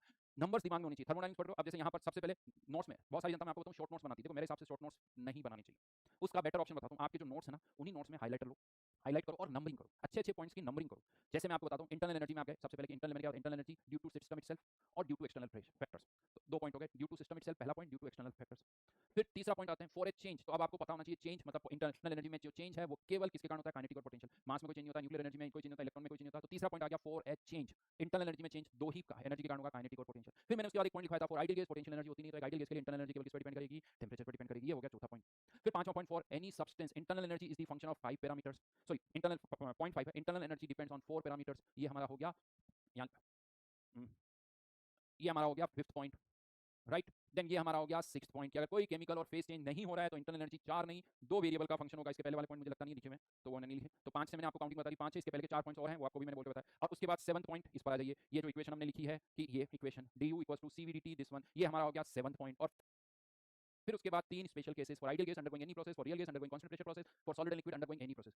10 पॉइंट्स हैं, इनको रजिस्टर में नंबरिंग करो, जो रजिस्टर उसी में नंबरिंग करो 1 2 3। और अब देखो कि क्या मुझे ये 10 पॉइंट याद है, उसी सीक्वेंस में आप करो, जिस सीक्वेंस में लिखे हुए हैं उसी सीक्वेंस में आपको बोलना है। यहाँ पर एक और चीज आपको बता दूं, जब ये केस 1 केस 2 केस 3 बोलोगी, केवल ये नहीं केस 1 फॉर आइडियल गैस, केवल आइडियल गैस बोला तो फिर गड़बड़ हो जाएगा, केवल आइडियल केस नहीं, आइडियल केस और इस पर ज्यादा फोकस, इस पर ज्यादा स्ट्रेस करो। For ideal case undergoing constant, undergoing any process, ये दिमाग में ज्यादा इंपॉर्टेंस रखना चाहिए कि हाँ आइडियल केस लेकिन कोई सा भी प्रोसेस हो रहा है, कोई सा भी प्रोसेस में चाहे वॉल्यूम कांस्टेंट हो, चाहे प्रोसेस चाहे वॉल्यूम कांस्टेंट ना हो, ये फॉर्मूला लगा सकते हैं। देखिए नंबर ऑफ पॉइंट्स बहुत ज्यादा नहीं होने चाहिए, बहुत कम भी नहीं होने चाहिए। ये मैं आपको बताऊं, ऐसा नहीं कि इंटरनल एनर्जी मैंने तो हर लाइन को एक पॉइंट बना दिया फिर कोई मतलब नहीं है। देखो आप पढ़ो, पॉइंट्स बनाने से 2-3 बार पहले उसको पढ़ो, फिर देखो यार ये कुछ बहुत बेसिक चीजें उनकी नंबरिंग नहीं करनी है। जो पॉइंट एक ब्रेक आना चाहिए, एक अच्छा पॉइंट, इसके बाद ये जंप करते जाओ, क्योंकि एक पॉइंट याद हो गया तो उसके बाद की 2-3 लाइनें आपको याद हो जाती है, फिर एक पॉइंट याद हो गया 2-3 लाइनें याद हो जाती है। तो इस तरह से 10 पॉइंट आज खाने की टेबल पर, खाना खाने से पहले, लंच और डिनर से पहले ये 10 पॉइंट आपको बोलने हैं, उसके बाद खाना स्टार्ट करना है। हाँ या ना? क्या ये 10 पॉइंट बोलोगे? देखो थर्मोडायनामिक्स पढ़ने का तरीका बहुत अलग है, मैं बताता हूँ। आयोनिक से इनसे अलग है, पॉइंट्स याद होने। जैसे आयोनिक में भी मैंने चार्ट बना के आपको बताया था कि केसेस याद रखो कि किस केस में क्या करना है। मैंने ये बताया था कि हर केस का एग्जांपल तक याद रखो। वहां लेकिन पॉइंट्स नहीं थे, वहां क्वेश्चंस इंपॉर्टेंट थे, केसेस तो थे लेकिन हर केस का अपना क्वेश्चन था। यहाँ पॉइंट्स बहुत सारे। इवन ये तो आज मैंने बताया कि आज से अब इससे पीछे जाओ, वर्क पे भी जाके देखो सर, वर्क से रिलेटेड 4-5 पॉइंट्स मुझे आपके बड़े अच्छे लगे, वो याद कर लिए। हीट से रिलेटेड 5-6 पॉइंट्स आपने मार्क कर लिए, वो भी याद करो। उससे पहले रिवर्सिबल रिवर्सिबल के पॉइंट्स मार्क करो, उसके पहले सिस्टम या state function, intensive extensive property, हर एक के छोटे छोटे और पॉइंट्स अलग से, यानी इंटेंसिव एक्सटेंसिव के ये 5 पॉइंट्स है, स्टेट फंक्शन पाथ फंक्शन के ये 4 पॉइंट्स है, फिर आ जाते हैं रिवर्सिबल रिवर्सिबल के ये 6-6 पॉइंट्स हैं, फिर हीट से रिलेटेड ये 5 पॉइंट्स। इस तरह से आपको टोटल पॉइंट्स बताओ। हर चैप्टर में ऐसा करोगे ये जरूरी नहीं है, मैं आपको बताऊं। कुछ चैप्टर्स में हम ऐसे करते हैं, हर चैप्टर की अपनी स्टोरी होती है। तो यहाँ पर थर्मोडायनामिक्स होना चाहिए। बहुत सारी जनता क्या करती है, बार बार नोट्स उठा खोल के पढ़ने लग जाती है। मैं आपको तो देखो एक और चीज बताता हूं, रिवीजन के लिए ध्यान रखना, बार बार ये नहीं रिवीजन रजिस्टर पढ़ना। आप जब भी नोट्स पढ़ो पहले देखो इसमें से मुझे क्या याद करना है, उनकी नंबरिंग। ये जनरल रूल सभी चैप्टर्स के लिए, सभी सब्जेक्ट में फॉलो कर सकते हो। ये जनरल रूल है। क्या करो यार, ये सर ने आज की क्लास में पढ़ाया, हर क्लास के बाद ये पढ़ाया आपने, ये 5-7 पॉइंट मुझे अच्छे लगे, 1 2 3 4 नंबरिंग कर दी। अब जैसे ही पूरा नोट्स पढ़ो उसके बाद सोचो यार मैंने 7 पॉइंट्स मार्क किए, पहला ये था, दूसरा ये था, तीसरा, रिकॉल करो उनको रिकॉल करने की कोशिश करो कि साथ में हो सके तो लिख लो छोटे छोटे पॉइंट्स, यानी पॉइंट्स को लेंथी नहीं करना है, लिखो उनको कि हाँ सर ने। फिर क्या होता है, नेक्स्ट क्लास में जाने से पहले, और लास्ट क्लास के 7 पॉइंट्स मैंने बनाए थे यार वो कौन से थे, एक बार सोच लेते हैं, वो थोड़े से सोच लो। फिर इस क्लास के और कितने पॉइंट्स हैं, 10 पॉइंट उनको ऐड करो। फिर जब नेक्स्ट क्लास में जाओ तो केवल उसके जस्ट पहली वाली क्लास के नहीं, उस चैप्टर के जितने भी पॉइंट्स हैं उन सबको रिकॉल करो। अच्छा सर ने पहली क्लास में ये पढ़ाया था 6-7 पॉइंट थे, दूसरी क्लास के 8-9 पॉइंट्स थे, तीसरी क्लास के 4 पॉइंट्स थे, चौथी क्लास के 12 पॉइंट्स थे, ऐसे याद करो। अच्छा ये था, और जो पॉइंट नहीं याद आता है उसको नोट्स में देखो, यार बोला तो मैंने 8 पॉइंट्स थे यार, याद मेरे को 6 याद हैं, 2 पॉइंट कौन से थे, वो 2 पॉइंट्स पे देखो। अब क्या होता है, हम 8 पॉइंट्स फिर पढ़ने लगते हैं। फिर 8 में से 6 तो आपको याद थे, उसमें भी एनर्जी लगा रहे हो, जो नहीं याद है उस पे एनर्जी लगाओ ना। और एक बार आपको अगर मैं बता दूं, ये पता चल गया कि ये पॉइंट मुझे नहीं याद ना, वो याद हो जाएगा। एक बार अगर आपको ये पता चल गया कि यार 6 में 8 में से 6 याद है, 2 मुझे याद नहीं आ रहे, वो याद हो गए। लेकिन पता होना चाहिए कि कौन से 2 मेरे को याद नहीं आ रहे। ठीक है, ध्यान रखना इस चीज को। तो this is about internal energy. Question देखो अभी आएंगे, थोड़ा वेट करो, इन सब पर क्वेश्चन आएंगे। लेकिन फाइनली अब हमने यहाँ पर हीट क्या होता है, वर्क क्या होती है, इंटरनल एनर्जी क्या होती है, इन सब की भी बातें कर ली। तो अब हम इस पोजीशन में हैं कि हम फर्स्ट लॉ ऑफ थर्मोडायनामिक्स को इंट्रोड्यूस कर सकते हैं। तो हेडिंग डाल दीजिए फर्स्ट लॉ ऑफ थर्मोडायनामिक्स। किसी ने बोला टाइम भी तो नहीं मिलता है बेटा, मैं जो बता रहा हूँ टाइम और बचेगा। हाँ इनिशियली थोड़ा सी तकलीफ होगी लेकिन उसके बाद में टाइम और तुम्हारा बचेगा, ये ध्यान रखना, क्योंकि तुम्हें ज्यादा रिवाइज नहीं करना पड़ेगा। जहां प्रॉब्लम है वही चीज तुम्हें देखनी पड़ेगी। फर्स्ट लॉ ऑफ थर्मोडायनामिक्स देखिए, बड़ा सिंपल सा स्टेटमेंट है, बड़ा सिंपल सा स्टेटमेंट है। Total energy of universe is constant. Universe की टोटल एनर्जी कांस्टेंट है, मतलब आप यूनिवर्स की एनर्जी को ना तो क्रिएट कर सकते हो ना डिस्ट्रॉय कर सकते हो, बस एक फॉर्म से दूसरी फॉर्म में कन्वर्ट कर सकते हो। काइनेटिक से पोटेंशियल, पोटेंशियल से काइनेटिक, इस तरह से आप एक्सचेंज कर सकते हो। मेरे से कोई और ले जा सकता है, किसी और से मेरे को एनर्जी मिल सकती है। तो टोटल एनर्जी कांस्टेंट है, that is the simple first law of thermodynamics. ये हमारा ऑब्जर्वेशन है, ये हमारा ऑब्जर्वेशन है। ये हमने देखा कि किसी एक की एनर्जी कम होती है तो किसी एक की एनर्जी बढ़ती है, हमारा ऑब्जर्वेशन, इसलिए इसे बोलते हैं फर्स्ट लॉ। आप यहाँ क्यों सर एनर्जी क्यों नहीं डिस्ट्रॉय कर सकता है, क्वेश्चन आ सकता है आपके दिमाग में कि क्यों हम एनर्जी को डिस्ट्रॉय नहीं कर सकते, क्यों क्रिएट नहीं कर सकते, तो इसका कोई आंसर नहीं है। ये हमारा ऑब्जर्वेशन है, ये हमारा ऑब्जर्वेशन है। लॉ जब बोला जाता है ना, ग्रेविटेशनल लॉ, ग्रेविटी होती है खत्म। अब आपको क्यों होती है, कोई अब आप उसके लिए मैं कुछ एक्सप्लेनेशन दूंगा आपको, भाई वो क्यों होता है, वो क्यों होता है। यानी कोई ग्रेविटी क्यों होती है, अर्थ के अंदर कोर में कुछ मेटल्स होते हैं, उससे क्या होता है, उसे क्यों फोर्स लग रहा है। या इवन ये भी तो कूलम्ब्स लो, चार्ज पार्टिकल है तो फोर्स लगेगा, क्यों लगेगा, क्यों लगेगा। तो कुछ लो होते हैं, उनका कोई एक्सप्लेनेशन नहीं। लो थ्योरी जब हम वर्ड बोलते हैं ना, थ्योरी का एक्सप्लेनेशन होता है, लो है भैया। तो अब इसको हम कैसे यूज करेंगे वो मैं आपको समझा रहा हूँ। तो लेट्स से यहाँ पर मान लो एक कंटेनर है, ये कंटेनर है, क्लोज्ड सिस्टम है, लेकिन सिस्टम जो है वो क्या है, क्लोज्ड है, मतलब सब्सटेंस अंदर से बाहर नहीं जा सकता। अब इसके अंदर कोई ना कोई सब्सटेंस तो हो गई जिसकी अपनी कुछ ना कुछ इंटरनल एनर्जी होगी। इनिशियल इंटरनल एनर्जी को मैंने यू आई लिख दिया। अब मैंने इस सिस्टम पर डब्ल्यू वर्क किया और इसको क्यू एनर्जी और दे दी मैंने।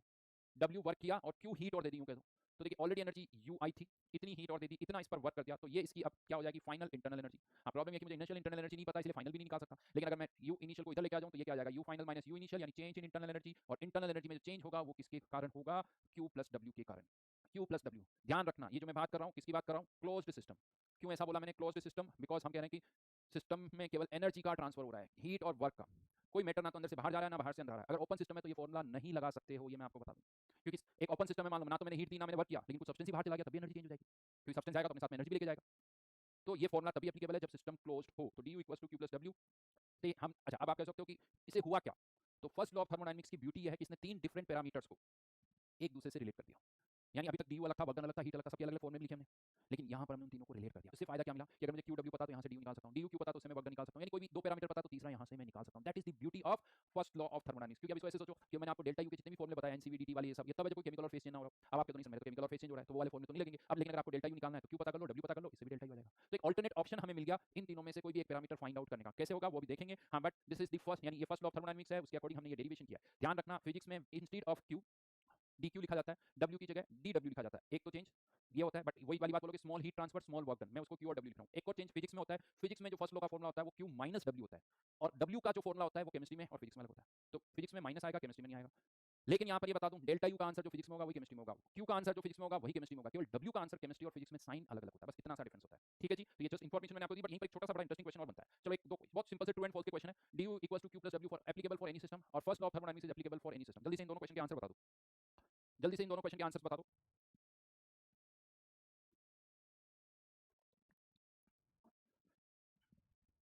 बताओ बताओ बताओ।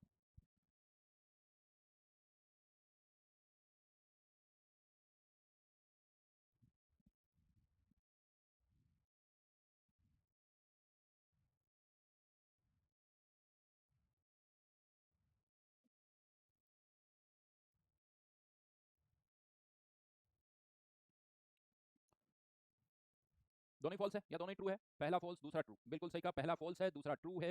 एक्चुअली मैं आपको तो बहुतों को क्या लगता है यही तो फर्स्ट लॉ ऑफ थर्मोडायनामिक्स, ये अलग बात है कि हाँ ज्यादातर हम इसी को बोल देते हैं, लेकिन this is not the exactly first law of thermodynamics भाई।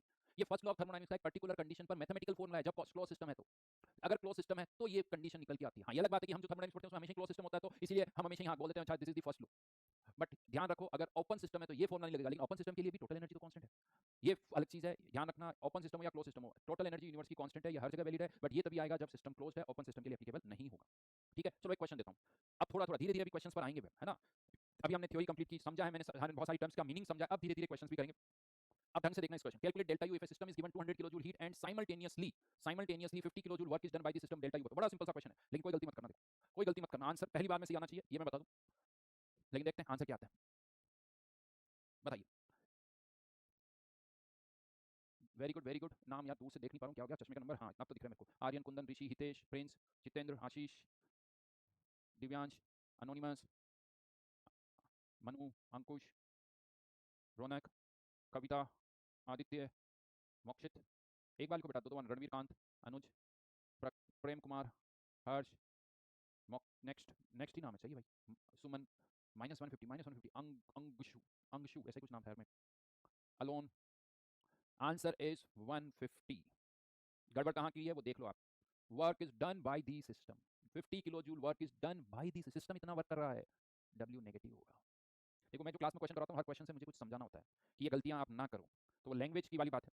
50 kilo joule W equal to -50 is given, system is given, system को इतनी हीट मिल रही है ये भी ध्यान रखना, सिस्टम इज गिवन और गिवन बाय सिस्टम तो भी ध्यान रख लेना। अब फर्स्ट लो लगा दिया तो आंसर इज 150।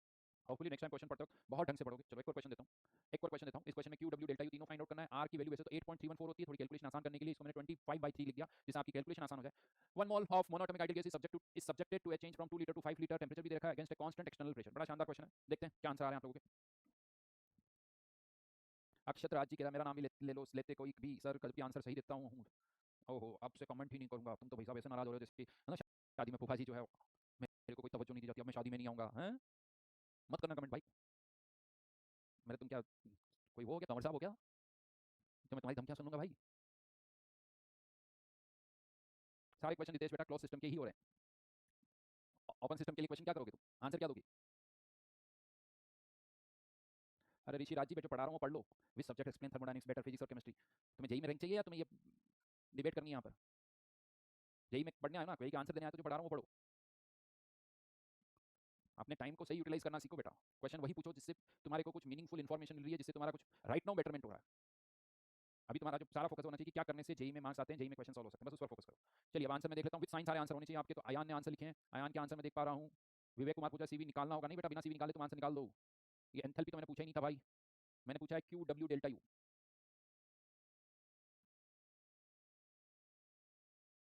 भाई आनंद अग्रवाल जी ने करने को, इसने क्या बड़ा सा मैसेज डाला है बेटा, आनंद अग्रवाल क्वेश्चन करो, क्वेश्चन के आंसर दो, ये बाकी बातें बाद में करो। नव्या ने कहा अग्रवाल ने, नव्या मेरा तो मानना है बेटा शॉर्ट नोट से बजाय उन्हीं पे नंबरिंग करो, वो ज़्यादा अच्छी अप्रोच है, क्योंकि एक और चीज़ मैं बता दूं, बहुत सारी जनता जब पहली बार नोट्स शॉर्ट नोट्स बनाने की कोशिश करती है ना, तुमको लगता है यार सब लिख लिया मैंने, तो शॉर्ट नहीं होते, पूरे ही हो जाते हैं।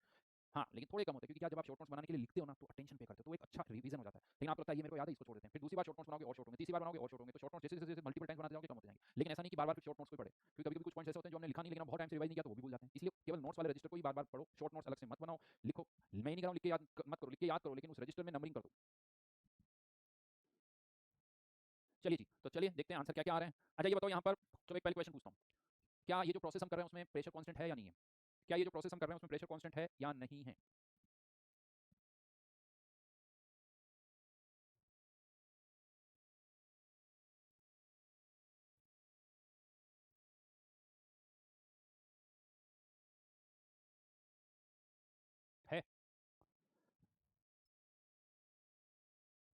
नहीं है बेटा, एक्सटर्नल प्रेशर लिखा हुआ है, बहुत ढंग से पढ़ो। अब एक्सटर्नल प्रेशर कांस्टेंट इसका मतलब ये थोड़ी कि सिस्टम का भी कांस्टेंट है।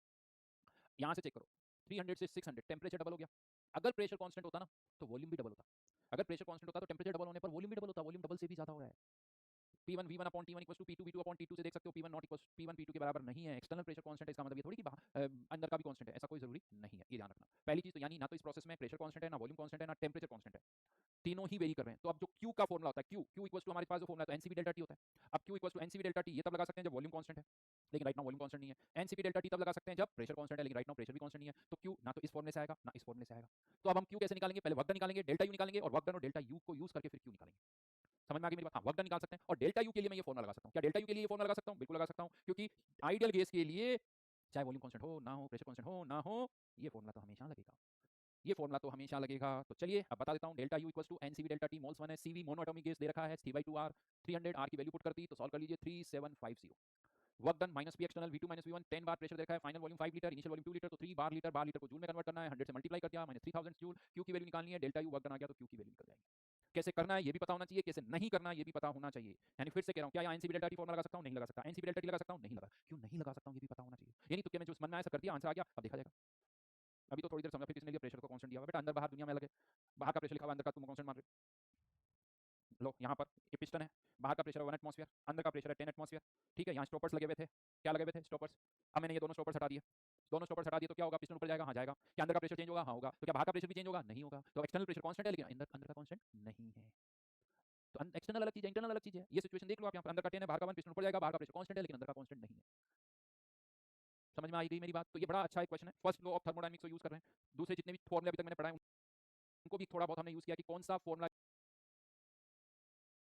यूज करना है, कौन सा फॉर्मूला नहीं यूज करना है, दोनों पता होना चाहिए। ये ध्यान रखना, नहीं तो गड़बड़ हो जाएगी, नहीं तो गड़बड़ हो जाएगी। लेकिन अब और आगे बढ़ते हैं। चलो एक क्वेश्चन और है, छोटा सा ही है बट बहुत आसानी से कर सकते हो। चलिए एक और क्वेश्चन करिए।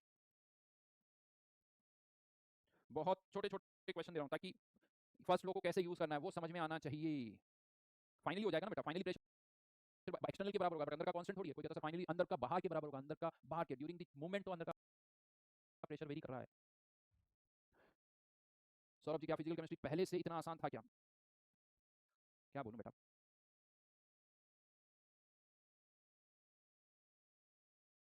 फिर तुम कहोगे कि सर आप अपनी तारीफें बहुत करते हो। पढ़ना कहीं और से समझ में आएगा कि कितनी आसान होती है। यही डाउट कहीं से समझ लेना बेटा। एनसीवी डेल्टा टी कब लगेगा और एनसीवी डेल्टा टी कब नहीं लगेगा, घूम लेना तुम्हें सब समझ में आ जाएगा कि ऐसा क्यों होता है। चलिए, तो ये तो बड़ा आसान क्वेश्चन है, बट फिर भी मुझे दो अलग अलग आंसर दिख रहे हैं। कोई 125 भी दिख रहा है, 25 भी दिख रहा है, 75 भी दिख रहा है, 225 भी दिख गया भाई, 225 भी दिख गया। ओह, तो बेसिकली क्वेश्चन इस बात पर है कि जो डेल्टा यू है पाथ के इंडिपेंडेंट है। ए से बी में किसी भी पाथ से जाऊं डेल्टा यू तो वही रहेगा। तो ए से बी दो अलग अलग पाथ है, पाथ 1 पाथ 2। इस पाथ का भी क्यू दे रखा है, वर्क डन दे रखा है। इस पाथ का क्यू निकालना है, वर्क डन दे रखा है। बट ये कह सकता हूं ए से बी जा रहा हूं तो दोनों पाथ का डेल्टा यू सेम होगा। तो पाथ 1 का डेल्टा यू कितना हो गया? 50 माइनस 100 तो 50 किलो जूल। पाथ 2 का भी डेल्टा यू इतना ही होगा, तो delta U Q plus W which is minus 50। Path 2 का डब्ल्यू इतना है, तो आंसर आ जाएगा। थोड़ा सिंपल सा क्वेश्चन है, ठीक है, थोड़ी प्रैक्टिस के लिए मैंने दे दिया, कॉन्फिडेंस बूस्टर कह सकते हो। हाँ, छोटे छोटे क्वेश्चन हमने कर लिए, हो रहे हैं, ये ध्यान रखना। चलिए अब आगे बढ़ते हैं, एक और नई टर्म पर आते हैं, एंथैल्पी। अगेन थर्मोडायनामिक्स में इसकी बहुत बहुत ज्यादा बहुत यूज होता है थर्मोडायनामिक्स में इसका, एंथैल्पी का। तो चलिए पहले तो बात करते हैं एंथैल्पी क्या होती है। एंथैल्पी क्या होती है बताइए।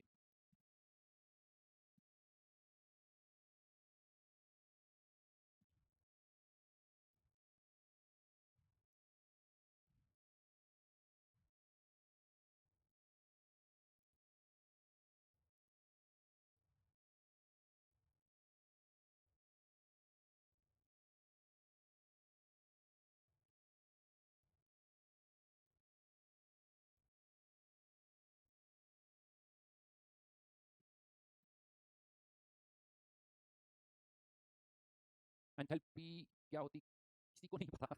Total amount of heat content of given system, the system must be isolated, Subhojit ने कहा है। ओके, सुभोजीत का कहना है। चलिए अब आते हैं और देखते हैं, स्टेट से दूसरे स्टेट में जाना एंथैल्पी कहते हैं। एक स्टेट से दूसरे स्टेट में जाने को एंथैल्पी कहते हैं। एनर्जी की मौसी, एनर्जी की मौसी आगे कुछ और लिखा हुआ लेकिन कुछ ज़्यादा समझ में नहीं आया। Energy due to constant pressure, heat transfer at constant pressure, सलामन H equals to U plus PV, the heat content of the system, amount of heat required. ये बेटा किसी ने चैट जीपीटी से कॉपी पेस्ट कर दिया, यश यादव जी, याद नहीं। Amount of heat required, amount of heat required, पता नहीं ये लिखा जा रहा है। नेगेटिव ऑफ इलेक्ट्रोनेगेटिविटी, ये कहाँ से आ गया पायल? इलेक्ट्रोनेगेटिविटी का negative, energy at constant pressure. Energy तो एनर्जी होती है बेटा, एनर्जी एट कांस्टेंट प्रेशर क्या होती है? Change in state due to heat, total heat content. बेटा मैंने पहले भी बोला ये वर्ड सिस्टम के अंदर कोई हीट नहीं होती, तो भैया हीट कंटेंट क्या होता है? What is heat content? System के अंदर केवल एनर्जी होती है। अभी भी आदत गई नहीं है, नहीं हीट कंटेंट पहले लेक्चर में बोला था, लेकिन बोलेंगे भाई साहब वहीं गाड़ी अटकी रहेगी। क्या करो, कुछ कुछ चीज़ें दिमाग में पहली ये जो ना 9th 10th क्लास में पढ़ लेते हैं या कहीं से कुछ पढ़ लेते हैं, दिमाग में इतनी अंदर घुस जाती है कि निकलती नहीं है। तो पहले भी बोल चुका हूँ, सिस्टम के अंदर कोई हीट नहीं होती, सिस्टम के अंदर केवल एनर्जी होती है। तो हीट कंटेंट ये बेकार वर्ड है, कोई मतलब का नहीं है। हाँ, अब किसी ने कहा है heat exchange eight constant pressure, तो बेटा ये एंथैल्पी की डेफिनेशन है या चेंज इन एंथैल्पी की है? तो आप लोगों की जानकारी के बता दूं, heat exchange eight constant pressure ये एंथैल्पी नहीं, एंथैल्पी में चेंज की बात होती है। खैर बहुत कुछ आप लोगों ने लिखा है, कुछ सही भी है, राइट, मैं देख पा रहा हूँ, यू प्लस पी वी अभी भी किसी ने लिखा है। यस, पहला आंसर तो मेरा कि एंथैल्पी की कोई डेफिनेशन नहीं है। अब आप क्या हो सकते, पूछ क्यों रहे थे आप? देख रहा था आप लोगों को कि आप लोगों के दिमाग में क्या चल रहा है ना? कोई डेफिनेशन नहीं है। बहुत सारी जनता इसको पता है एंथैल्पी एनर्जी, अरे एनर्जी एनर्जी, एंथैल्पी को एनर्जी की बोलूंगा, एनर्जी को एंथैल्पी की बोलूंगा, कोई डेफिनेशन नहीं है इसकी। हाँ, फिर आप पूछो फिर है क्या सर, ये तो बताओगे? बताऊंगा, वेट करो, सब बताऊंगा। लेकिन ये एक मैथमेटिकल टर्म है जो हमने ऑन पेपर डिफाइन की है। ऑन पेपर हमारा एक पर्पस था जिसको पूरा करने के लिए हमने इसको डिफाइन किया है। अब पहले पर्पस क्या है वो मैं आपको बताऊंगा कि हम चाहते क्या है, हमारा गोल क्या है, हमारा टारगेट क्या है। उस टारगेट को पूरा करने के लिए हम एक टर्म डिफाइन करेंगे जिसको हम बोलेंगे एंथैल्पी। तो पहले तो मैं आपको बता दूं टारगेट क्या है। तो ये फर्स्ट लॉ ऑफ थर्मोडायनामिक्स पता है सबको, Q D U equal to Q plus W होता है। एट कांस्टेंट वॉल्यूम, अगर वॉल्यूम कांस्टेंट है तो ये डब्ल्यू जीरो हो जाएगा, वर्क डन जीरो हो जाएगा। एट कांस्टेंट वॉल्यूम तो D U equal to Q V, हाँ या ना? तो कांस्टेंट वॉल्यूम पर जो भी हीट ट्रांसफर हो रहा है वो चेंज इन इंटरनल एनर्जी के बराबर होता है। तो देखिए मैं आपको बता दूं, किसी भी कंटेनर में से हीट ट्रांसफर को मेजर करना आसान होता है। कैलोरीमीटर वर्ड आपने सुना हुआ है, कैलोरीमीटर कंटेनर जो होता है जो बता देता है टेंपरेचर में चेंज के कारण बता देता है कि अंदर से कितनी हीट बाहर आई है, बाहर से कितनी हीट अंदर आई है। तो किसी भी सिस्टम का हीट ट्रांसफर एक्सपेरिमेंटली मेजर करना आसान होता है। अब अगर वो हीट ट्रांसफर कांस्टेंट प्रेशर पर हो रहा है तो मैं उसी हीट ट्रांसफर को क्या कह सकता हूं, डेल्टा यू। लेकिन नेचर में हम बहुत सारे ऐसे एक्सपेरिमेंट्स करते हैं जिसमें वॉल्यूम नहीं प्रेशर कांस्टेंट रखते हैं। अब कांस्टेंट प्रेशर में भी हीट ट्रांसफर होगा सिस्टम से सराउंडिंग्स के बीच में, तो उसको मैं क्या लिखूंगा, क्यूपी। तो अब हम यहां पर कांस्टेंट प्रेशर पर भी ऐसा कोई पैरामीटर चाहते हैं जो क्यूपी के बराबर हो, जो क्यूपी के बराबर, ऐसा कोई पैरामीटर हमें चाहिए। कांस्टेंट वॉल्यूम में क्यू जो है वो डीयू के बराबर है, तो कांस्टेंट प्रेशर पर भी हम चाहते हैं कि कोई पैरामीटर ऐसा हो जो इस क्यू के बराबर हो। अब आप क्यों चाहते हो, तो भाई चाहते हैं, अभी तो ऐसा चाहते हैं, राइट। अभी हमें ये पैरामीटर चाहिए, यूज होगा तो करेंगे, नहीं होगा तो नहीं करेंगे। तो ये हमारा पर्पस हो गया, ठीक है जी। अब इस पर्पस को पूरा करना है तो सोचा गया कैसे पूरा करें, क्या करें, तो बहुत सारे हिट एंड ट्रायल किए होंगे, बहुत सारे हाथ पैर मारे गए, और फाइनली देखा गया कि अगर एक टर्म हम ऐसे डिफाइन करते हैं H equal to U plus PV, यानी यू प्लस पीवी, एक टर्म हमने डिफाइन की, तो यू प्लस पीवी, इससे हमारा पर्पस सॉल्व हो जाएगा। तब यू प्लस पीवी को कुछ नाम तो देना पड़ेगा भाई। तो हमने इसको क्या नाम दे दिया, एंथैल्पी, और एच से लिख दिया। इसको हमने कह दिया ये क्या है, एंथैल्पी। अब पहले तो ये देखते हैं कि इससे आपका पर्पस सॉल्व हो रहा है या नहीं हो रहा है, क्या इससे हमारा पर्पस सॉल्व हो रहा है या नहीं हो रहा है। तो मैंने इसको क्या किया, डिफरेंशिएट किया। डिफरेंशिएट कर रहा हूं मतलब चेंज निकाल रहा हूं, डिफरेंशिएट कर रहा हूं मतलब चेंज निकाल रहा हूं। तो चेंज इन एंथैल्पी डिफरेंशिएट करूंगा तो DU P DV plus VDP, right, दो वेरिएबल है तो P DV plus VDP.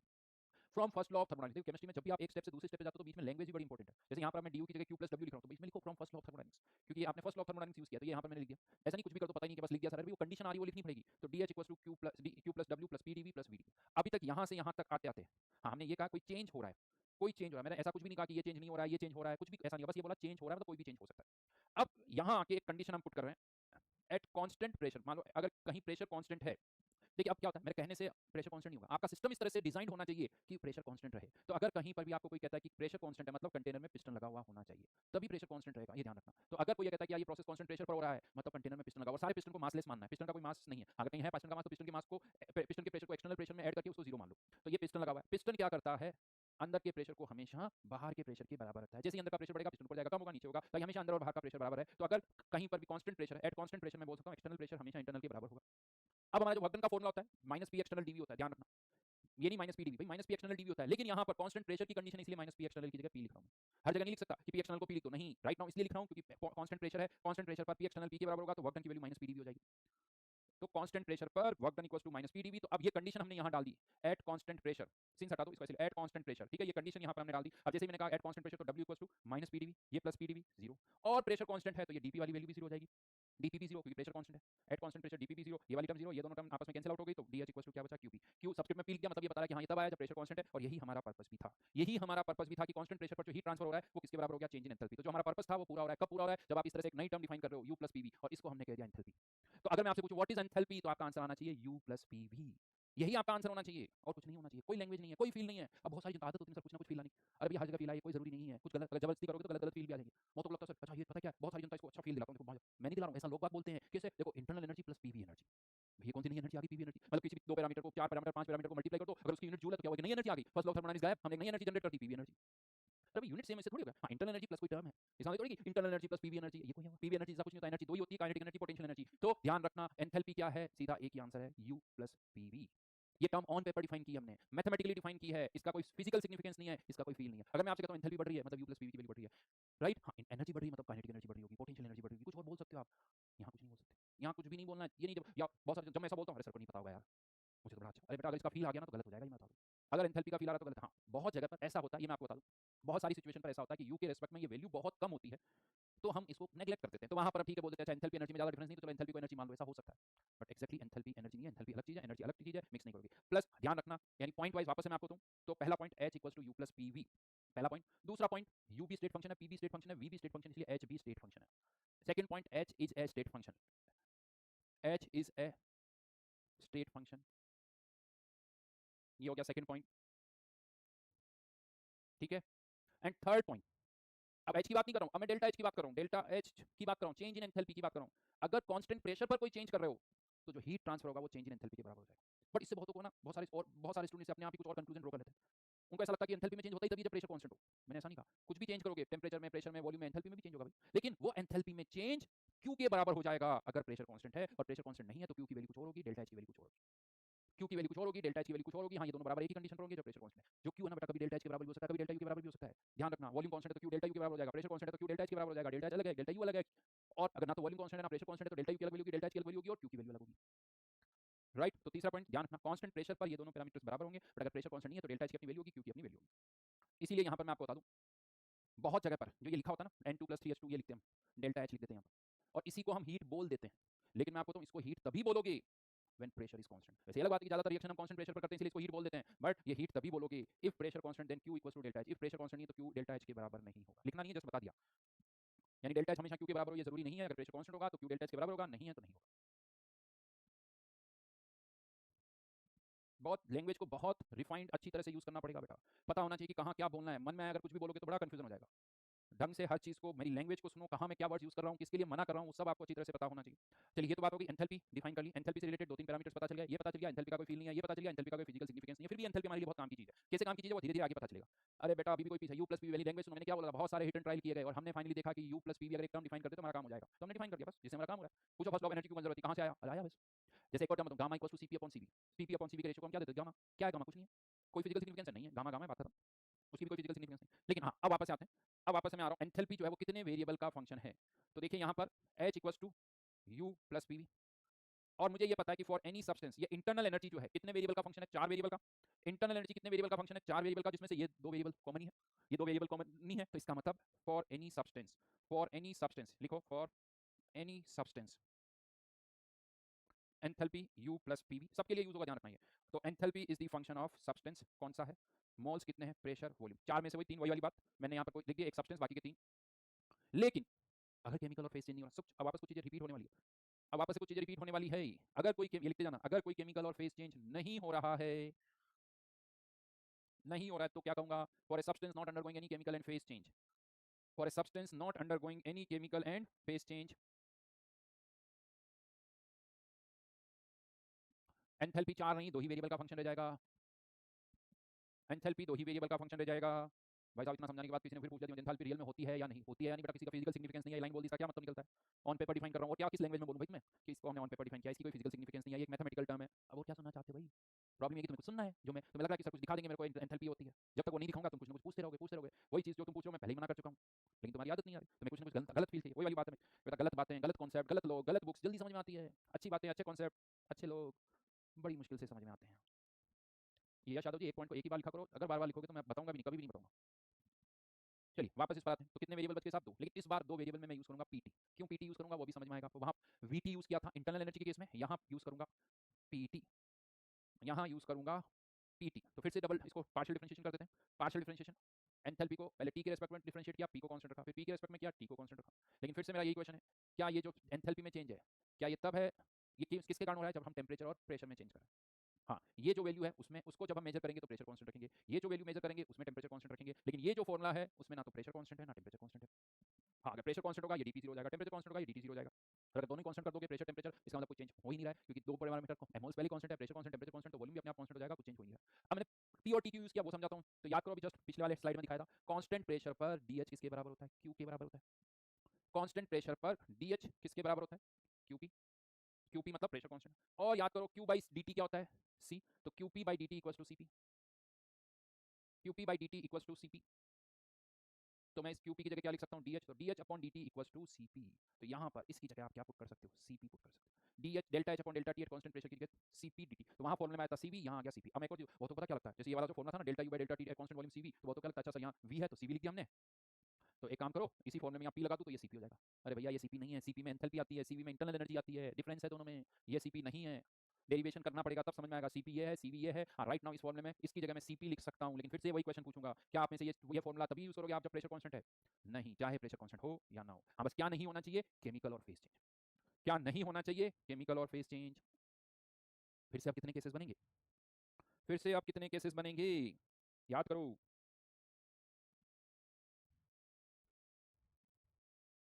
3 cases बनेंगे। कितने केसेस बनेंगे, 3। आइडियल, रियल, सॉलिड और लिक्विड के लिए। क्योंकि यहाँ तक मैंने अभी कुछ भी नहीं कहा कि आइडियल है या रियल है, कुछ भी नहीं कहा है, कुछ भी नहीं कहा, बस ये कहा कि केमिकल और फेज चेंज नहीं होना चाहिए। Not under going any chemical और फेज चेंज, मतलब ये फॉर्मूला भी केमिकल और फेज चेंज में नहीं। अब आप सोच सकते हो ये लाइन में कितनी बार बोल रहा हूँ, ये लाइन में कितनी बार बोल रहा हूँ, लेकिन मैं गारंटी कहता हूँ शीट सॉल्व करते वक्त जनता इसको केमिकल और फेज चेंज पे लगाती है। आप इसको नोटिस करना, खर्च और जैसे क्या होता है डेल्टा एच खर्च, ये फॉर्मूला दिमाग में आता है, अभी देखो सर क्या हो रहा है, केमिकल और फेज चेंज में नहीं लगता है, मैं 50 बार बोल रहा हूँ फिर भी जनता लगा देती है। 50 ये सेंटेंस कितनी बार आया आप सोच लेना, तब भी जनता इस फॉर्मूले को वापस केमिकल फेज चेंज पे भी लगाती है। चलिए 3 केसेस पर आ जाते हैं, केस 1, केस 2 और केस 3। तो simplified form of above equation, simplified form of above equation.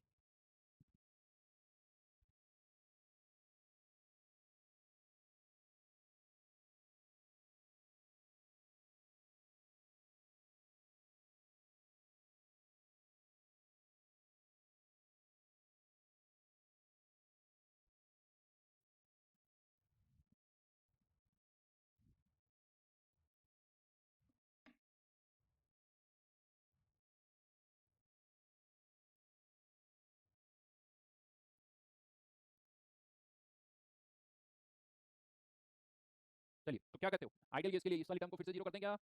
क्या आइडियल केस के लिए इस वाली टर्म को, मतलब क्या ऐसा बोल सकता हूँ, जैसे आइडियल केस के लिए इंटरनल एनर्जी एंथैल्पी टेम्परेचर का फंक्शन होती है, आइडियल केस के लिए इंटरनल एनर्जी टेम्परेचर का फंक्शन होती है, तो क्या ऐसा कह दूं कि फॉर आइडियल केस एंथैल्पी भी केवल टेम्परेचर का ही फंक्शन है? क्या ऐसा बोल सकते हैं क्या? क्या इस वाली टर्म को जीरो कर सकते हैं? यस, कह सकते हो। क्यों कह सकते हो, क्योंकि H equals to U plus PV. एक आइडियल केस के लिए पीवी को क्या लिख सकता हूं, एनआरटी। तो अब यहां से देखिए यू एक आइडियल केस के लिए केवल किसका फंक्शन है, टेम्परेचर का, एनआरटी भी केवल किसका फंक्शन है, टेम्परेचर का। तो यहां से मैं कह सकता हूं कि यस एक आइडियल केस के लिए एंथैल्पी भी केवल किसका फंक्शन है, टेम्परेचर का। और अगर एंथैल्पी केवल टेम्परेचर का फंक्शन है और यहां पर आपने टेम्परेचर को ही कांस्टेंट रखा हुआ है, टेम्परेचर को ही कांस्टेंट रखा हुआ है और एंथैल्पी केवल टेम्परेचर का फंक्शन है, तो डिफरेंशिएट करोगे तो ये वाली वैल्यू हमेशा ही जीरो आ जाएगी। यस ये वाली टर्म हमेशा ही जीरो हो जाएगी। तो DH equals to N moles के लिए डायरेक्ट लिख रहा हूं एनसीपीडीटी, यानी आइडियल केस के लिए चाहे प्रेशर कांस्टेंट हो या ना हो, चाहे प्रेशर कांस्टेंट हो या ना हो, सेकंड वाली टर्म जीरो होगी तो यही फॉर्मूला आएगा। तो वही सेम स्टोरी रिपीट हो रही है, जो स्टोरी आप कह सकते हो कि इंटरनल एनर्जी के लिए थी वही स्टोरी यहां पर भी रिपीट होगी। ये फॉर्मूला चाहे प्रेशर कांस्टेंट हो तब भी लगेगा, चाहे प्रेशर कांस्टेंट ना हो तब भी लगेगा, तब भी लगेगा। सीरियसली बता रहा हूं, हो सकता है इससे पहले भी आपने ये चैप्टर पढ़ा, आप सोच लेना पहले क्या पढ़ा था और अब क्या पढ़ा है। हाँ हो सकता है सर मुझे पता ही नहीं चला इससे फर्क क्या पड़ रहा है, बहुत को पता ही नहीं चला इससे फर्क क्या पड़ता है, कॉन्सेप्ट की क्लियरिटी का आगे फर्क क्या पड़ता है। क्वेश्चन कर रहे हैं तो किसी में आंसर आ जाता था, किसी में नहीं आता था, किस्मत है। किस्मत है, सारी आइडियल केस के क्वेश्चन आ रहे हैं, हम ये फॉर्मूला लगा रहे हैं तो हो रहे थे हमारे क्वेश्चन, रियल केस पर आए नहीं, आए तो 2-3 आए, 2-3 आए तो गलत हो गया। सोच के देखना, सोच के देखना। फिफ्थ लेक्चर, अच्छा खासा टाइम दे रहा हूं मैं, फिर 5वें लेक्चर में है, नोट्स देखना। जनता पहले लेक्चर में बहुत जगह तो मैं आपको गारंटी देता हूं थर्मोडायनामिक्स पढ़ा है, ये 8 लेक्चर जाता भाई। 8 लेक्चर में थर्मोडायनामिक्स 1 मैं थर्मोडायनामिक्स 1 और 2 दो थर्मोडायनामिक्स है, पता नहीं 18 लेक्चर मुझे लगते हैं, थोड़ी मैं यहाँ एक्सटेंड कर रहा हूं तो कम करने की कोशिश करूंगा मैं। और जिसमें मेरा कोई डिस्कशन नहीं हो रहा है, कोई डिस्कशन नहीं, क्यों नहीं है वो आप जानते हो। सोचो अगर डिस्कशन करूं तो ये लेक्चर कितने जाएंगे, सोचो आप अगर मैं डिस्कशन करने लगता हूं तो। और एक भी ऐसी चीज नहीं जो मैं स्किप कर सकूं। मैं खुद मानता हूं अगर मैंने इसमें से कुछ भी हटाया ना आपको थर्मोडायनामिक्स समझ में नहीं आएगी, कुछ भी हटाया। देखो मैं आपको एक और चीज बताऊं, काइनेटिक्स आप चैप्टर पढ़ रहे हो, मैंने मान लो फर्स्ट ऑर्डर पढ़ाया, जीरो ऑर्डर नहीं पढ़ाया ना, हो जाएगा तब भी आपका। फर्स्ट फर्स्ट ऑर्डर पढ़ा दिया, सेकंड ऑर्डर नहीं पढ़ाया, आप खुद कर लोगे, क्या है मैथमेटिकल पार्ट है, कर सकते हो। लेकिन यहाँ नहीं होगा, यहाँ नहीं होगा। यहाँ तो सीक्वेंस, उस सीक्वेंस में एक भी चीज बीच में गायब हुई नहीं, गायब। अगर आप सोचो रिवर्सिबल रिवर्सिबल, पहले क्या सोचते हैं आप, क्या सोचते हैं आप, आपके दिमाग में सोचो रिवर्सिबल रिवर्सिबल को लेकर, आप सोचो internal energy, kinetic energy, potential energy, आज हीट को बारे में आप क्या सोचते हो, हीट क्या है ये आपको मैंने बहुत सारी बातें बताई है। काइनेटिक एनर्जी, पोटेंशियल एनर्जी ये मैंने आपको समझाया, एंथैल्पी क्या होती है क्या नहीं होती ये भी समझाया। आप सोच के देखो पीछे जाओगे, इससे पहले आपको क्या पता था और आज 5वें लेक्चर के बाद आपको क्या पता है। अब थर्मोडायनामिक्स स्टार्ट होगी भाई, यहाँ से अब आपको एप्लीकेशन दिखेगा, जब आप करते हैं ना वो चीज दिखेगी। चलिए तो फाइनली हमारे पास फॉर्मूला आ गया। आइडियल केस के लिए फॉर्मूला लिख सकते हैं, चाहे प्रेशर कांस्टेंट हो या चाहे प्रेशर कांस्टेंट ना हो। ये लाइन बार बार बोलना बहुत काम की है। फिर आ जाता है for real case undergoing constant pressure process. क्या रियल केस के लिए भी ये वाली टर्म जीरो होगी, नहीं होगी। रियल केस के लिए ये वाली टर्म जीरो नहीं होगी, क्योंकि एंथैल्पी अब दो वेरिएबल का फंक्शन है, दो वेरिएबल का फंक्शन है तो एक को कांस्टेंट रखने पर एंथैल्पी में चेंज तब भी हो सकता है, तब भी हो सकता है। तो लेकिन फिर से हमने यहाँ क्या लिख दिया, अंडरगोइंग कांस्टेंट प्रेशर प्रोसेस, यानी मैंने इस डीपी को जीरो कर दिया, प्रेशर कांस्टेंट रखा हुआ है। तो एक रियल केस के लिए ये फॉर्मूला तभी लगेगा जब प्रेशर कांस्टेंट है। रियल केस के लिए ये फॉर्मूला तभी लगेगा जब प्रेशर कांस्टेंट है। तो दोनों केसेस में फॉर्मूले सेम है, बट आइडियल के लिए प्रेशर सेम, प्रेशर कांस्टेंट हो या ना हो, रियल केस के लिए तभी फॉर्मूला लगेगा जब प्रेशर कांस्टेंट है, अदरवाइज रियल केस के लिए आप ये फॉर्मूला यूज नहीं कर सकते हो। इनको पॉइंट बना बना के याद करो। मैं फिर से कह रहा हूँ, ये कंडीशंस पहले बोलो, याद करो तो यानी delta equal to NCP delta T. अरे कंडीशंस बोलो, किस कंडीशन पर लगेगा, किस कंडीशन पर नहीं लगेगा। फॉर्मूला बोलने से पहले कंडीशन निकलनी चाहिए आपके मुंह से, फॉर्मूला बोलने से पहले कंडीशन निकलनी चाहिए। पता नहीं आलोक जी, वापस सोचो क्या लिखा है तुमने, गलत लिखा वैसे। हाँ मुझे पता, नेक्स्ट क्लास होगी, मैच किया ना तो थोड़ा टाइम है, सबको बोला हुआ मैंने, डोंट वरी, टेंशन मत लो। Then for solid and liquid, for solid and liquid undergoing any process. Ayush Sharma ji का कहना है सर पिछले साल बहुत गलत जगह बहुत ज़्यादा मेहनत कर ली थी, आपसे पढ़े हुए मुझे ज़्यादा टाइम नहीं हुआ है, पर सब कुछ आ रहा है, कभी कभी डर लगता है। डर क्यों लगता है बेटा, वैसे देखो जिसकी तैयारी अच्छी होती है उसी को डर लगता है, ये भी मैं आपको बता दूं, जिसकी कोई तैयारी नहीं होती ना उसको कोई डर नहीं लगता। एग्जाम में डर उसी को लगता है जिसकी तैयारी होती है, जिसकी तैयारी नहीं होती उसे तो सब पता है भाई, उसको क्या डरना, उसको जब रिजल्ट ही पता है तो अच्छी बात है, डरो। बहुत बारीक चीज़ें क्या होती है, प्रेशर लेना चाहिए नहीं लेना, कि प्रेशर को सही तरीके से देखो। टेंशन ले रहा हूँ, लेकिन टेंशन है मुझे क्योंकि मैं तो चाहता हूँ कि मेरी अच्छी रैंक आए, बट उस टेंशन का मतलब नहीं मैं पढ़ नहीं रहा हूँ भाई, मैं टेंशन लेके पढ़ रहा हूँ, बात खत्म हो गई। और जिस दिन मेरे अच्छे मार्क्स आएंगे मैं खुश हो जाऊंगा, 5 क्वेश्चन करूंगा खुश हो जाऊंगा, मैं 5 क्वेश्चन करने की टेंशन ले रहा हूँ, 5 क्वेश्चन करने के बाद बस मजा, फिर आगे कोई नहीं टेंशन लेंगे, फिर वो काम करने के बाद फिर कोई नहीं टेंशन लेंगे, ये प्रोसेस है भाई, पोस्ट प्रोसेस है। चलिए इस पर आते हैं। अब यहाँ पर भी क्या कहते हो, फॉर सॉलिड एंड लिक्विड याद करो, फॉर सॉलिड एंड लिक्विड मैंने क्या कहा था इससे पहले, इंटरनल एनर्जी के केस में कि उनका सॉलिड और लिक्विड का वॉल्यूम जो है वो कांस्टेंट रहता है, तो dv जीरो कर दिया, तो क्या यहाँ पर dp जीरो कर दूं फॉर सॉलिड और लिक्विड, क्या फॉर सॉलिड और लिक्विड dp जीरो कर दूं, नहीं। अब यहाँ पर मैं थोड़ा और समझाता हूँ, ये जो सॉलिड और लिक्विड का प्रेशर, ये जो वर्ड है ना, ये बड़ा कंफ्यूज करता है। एक सॉलिड और लिक्विड का प्रेशर, इस लाइन का क्या मतलब है, देखो सॉलिड और लिक्विड का प्रेशर, जैसे गैस का प्रेशर तो समझ में आता है, गैसेस मॉलिक्यूल्स मूव कर रहे हैं, दीवारों पर टकराएंगे तो प्रेशर लगाएंगे, तो ये बात तो समझ में आती है, लेकिन सॉलिड और लिक्विड का प्रेशर बड़ा अजीब सा है। चलो मैं आपको थोड़ा समझाता हूँ। लेट्स से मेरे हाथ में मान लो कुछ भी मान लो, लेट्स से ये मोबाइल है, ठीक है, मोबाइल। अब क्या इस पर राइट नो कोई प्रेशर लग रहा है, हाँ, किसका लग रहा है, एयर का, कितना लग रहा है 1 एटमॉस्फेयर, तो क्या इसका शेप चेंज हो रहा है, नहीं हो रहा है, नहीं हो रहा है, तो इसका मतलब मैं ऐसे कहता हूँ कि इस पर कितना भी प्रेशर लगेगा इसका शेप चेंज नहीं होगा, ऐसा भी नहीं बोल सकते, बहुत ज्यादा प्रेशर लगेगा तो ये टूट जाएगा, शेप भी चेंज होगा। बट राइट नाउ इस पर प्रेशर लग रहा है, इसका शेप चेंज नहीं हो रहा है, इसका मतलब ये उतने ही प्रेशर से इसको अपोज भी कर रहा है, उतने ही प्रेशर से ये इसको अपोज भी कर रहा है, जितना प्रेशर इस पर लग रहा है उतनी प्रेशर, जब तक ये कर पाएगा तब तक तो शेप चेंज होगा। अब आप बहुत ज्यादा प्रेशर लगा दोगे, ये अपोज नहीं कर पाएगा तो इसका भी शेप चेंज होगा, हाँ या ना, बिल्कुल। जैसे बलून को ले लो, इसको छोड़ो, बलून है, शेप दिख रहा है आपको, थोड़ा प्रेशर लगाओगे बलून का शेप चेंज होगा, थोड़ा ज्यादा लगाओगे चेंज होगा, यानी जब तक वो अपोज कर पाएगा तब तक तो नहीं होगा। यानी राइट नाउ मैं ये कह सकता हूँ कि ये सॉलिड है, ये कितना प्रेशर लगा रहा है, तो कह सकते हो जितना प्रेशर इस पर लग रहा है, यानी सॉलिड और लिक्विड का प्रेशर मतलब सॉलिड और लिक्विड पर प्रेशर, ऐसे सोचो, सॉलिड और लिक्विड पर प्रेशर, समझ में आ गया। हाँ, every action has equal and opposite reaction, वो वाला लॉजिक यूज कर सकते हो, लाइक बिल्कुल सही कहा, तो जितना इस पर प्रेशर लग रहा है उतना ही प्रेशर लग रहा है, इसलिए इसका शेप चेंज नहीं हो रहा। तो अब आप कभी भी कोई आपसे बोले सॉलिड और लिक्विड का प्रेशर, सोचो सॉलिड और लिक्विड पर प्रेशर, अब बात आती है क्या सॉलिड और लिक्विड पर प्रेशर चेंज नहीं कर सकता हूँ, कर सकता हूँ, इस पर भी 1 एटमॉस्फेयर लग रहा है, मैं इसको दबा दूं 2 3 4 5 कर सकता हूँ, क्यों नहीं बढ़ा सकता, तो सॉलिड और लिक्विड का प्रेशर तो मैं चेंज कर सकता हूँ, यानी फॉर सॉलिड और लिक्विड डीपी जीरो नहीं होता भाई, डीपी जीरो नहीं होता है, ध्यान रखना। लेकिन प्रेशर चेंज करने पर, जैसे मैंने इसका प्रेशर बढ़ाया, क्या इसमें क्या चेंज हुआ, थोड़ा बहुत प्रेशर बढ़ा रहा हूँ, कोई चेंज नहीं हो रहा, कोई चेंज नहीं हो रहा, यानी प्रेशर चेंज करने पर सॉलिड और लिक्विड की प्रॉपर्टीज में चेंज बहुत कम होता है, जीरो नहीं बोल रहा हूँ, बहुत कम होता है। तो ये टर्म क्या, प्रेशर चेंज करने पर एंथैल्पी में चेंज, तो आप ये कह सकते हो for solid and liquid pressure change करने पर एंथैल्पी में जो चेंज होता है वो बहुत कम होता है। इनफैक्ट मैं आपको ये बता दूं कि जो सॉलिड और लिक्विड से उनके लिए आप कह सकते हो प्रेशर चेंज करने पर उनकी प्रॉपर्टीज, कोई सी भी प्रॉपर्टी, एंथैल्पी हो कह दो, वॉल्यूम कह दो, और भी आगे जितनी भी प्रॉपर्टीज आएगी, सॉलिड और लिक्विड की प्रॉपर्टीज में प्रेशर चेंज करने पर बहुत कम चेंज होता है, इसीलिए यहां पर हम इसको जीरो बोल सकते हैं। यानी लिखिए एक तो ये लाइन लिखिए, प्रेशर ऑफ सॉलिड यानी प्रेशर ऑन सॉलिड, ठीक है, change in properties of solid and liquid is negligible due to change in pressure, तो यहां पर ये टर्म जीरो हो जाएगी, ये टर्म जीरो, तो DH equal to NCP dt आ जाएगा।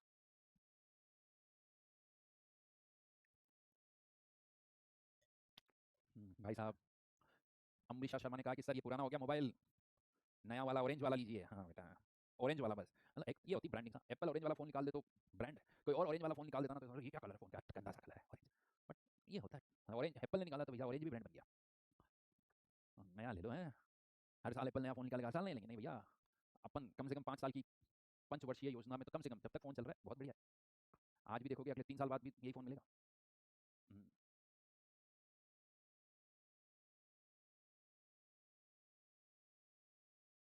देखो बेटा अपन चाहे थोड़ी महंगी हो कुछ हो, लेकिन जब महंगी कोई आइटम खरीदते भी हैं ना तो वसूली पूरी करते हैं, देखो यार, पूरी वसूली होनी चाहिए। वैल्यू फॉर मनी, तो भैया इतने पैसे खर्च किए हैं तो उतना यूज तो करूंगा। चलिए ये चेंज है, ध्यान रखना, एंथैल्पी के भी पॉइंट्स होना। अच्छा अब एक काम क्या करोगे, होमवर्क डीपीपी नंबर 4, एक तो ये होमवर्क है आपका जो आपको करना है डीपीपी नंबर 4, ठीक है, उसके अलावा थर्मोडायनेमिक्स में जितना भी हमने पढ़ा है फर्स्ट लेक्चर ऑनवर्ड्स, हर सब टॉपिक वाइज पॉइंट्स हाईलाइट करोगे। पहला हीट वर्क एनर्जी जो पहला लेक्चर था उसमें इंपॉर्टेंट पॉइंट्स, फिर दूसरा lecture type of systems, state function, path function, intensive extensive, इनके अलग अलग, इंटेंसिव एक्सटेंसिव के अलग से 5 पॉइंट्स, ऐसे नेक्स्ट टाइम मुझे बताओगे कि सर मैंने अलग अलग इस तरह से पॉइंट्स मार्क किए, टोटल अभी तक मुझे ऐसा लगा कि 30 40 50 पॉइंट आपने अच्छे लिखाए हैं जो मैंने मार्क किए, और उनमें से वो सारे पॉइंट्स मुझे याद भी है। एंथैल्पी के 8 पॉइंट मुझे याद है, इंटरनल एनर्जी के 10 पॉइंट 10 के 10 मुझे याद है, खाना खाने से पहले मैंने बोला था और फिर मैंने लिखा था, समझ में आ गई मेरी बात। हाँ नहीं तो खाना मत खाना, पहले ये काम करना, ठीक है।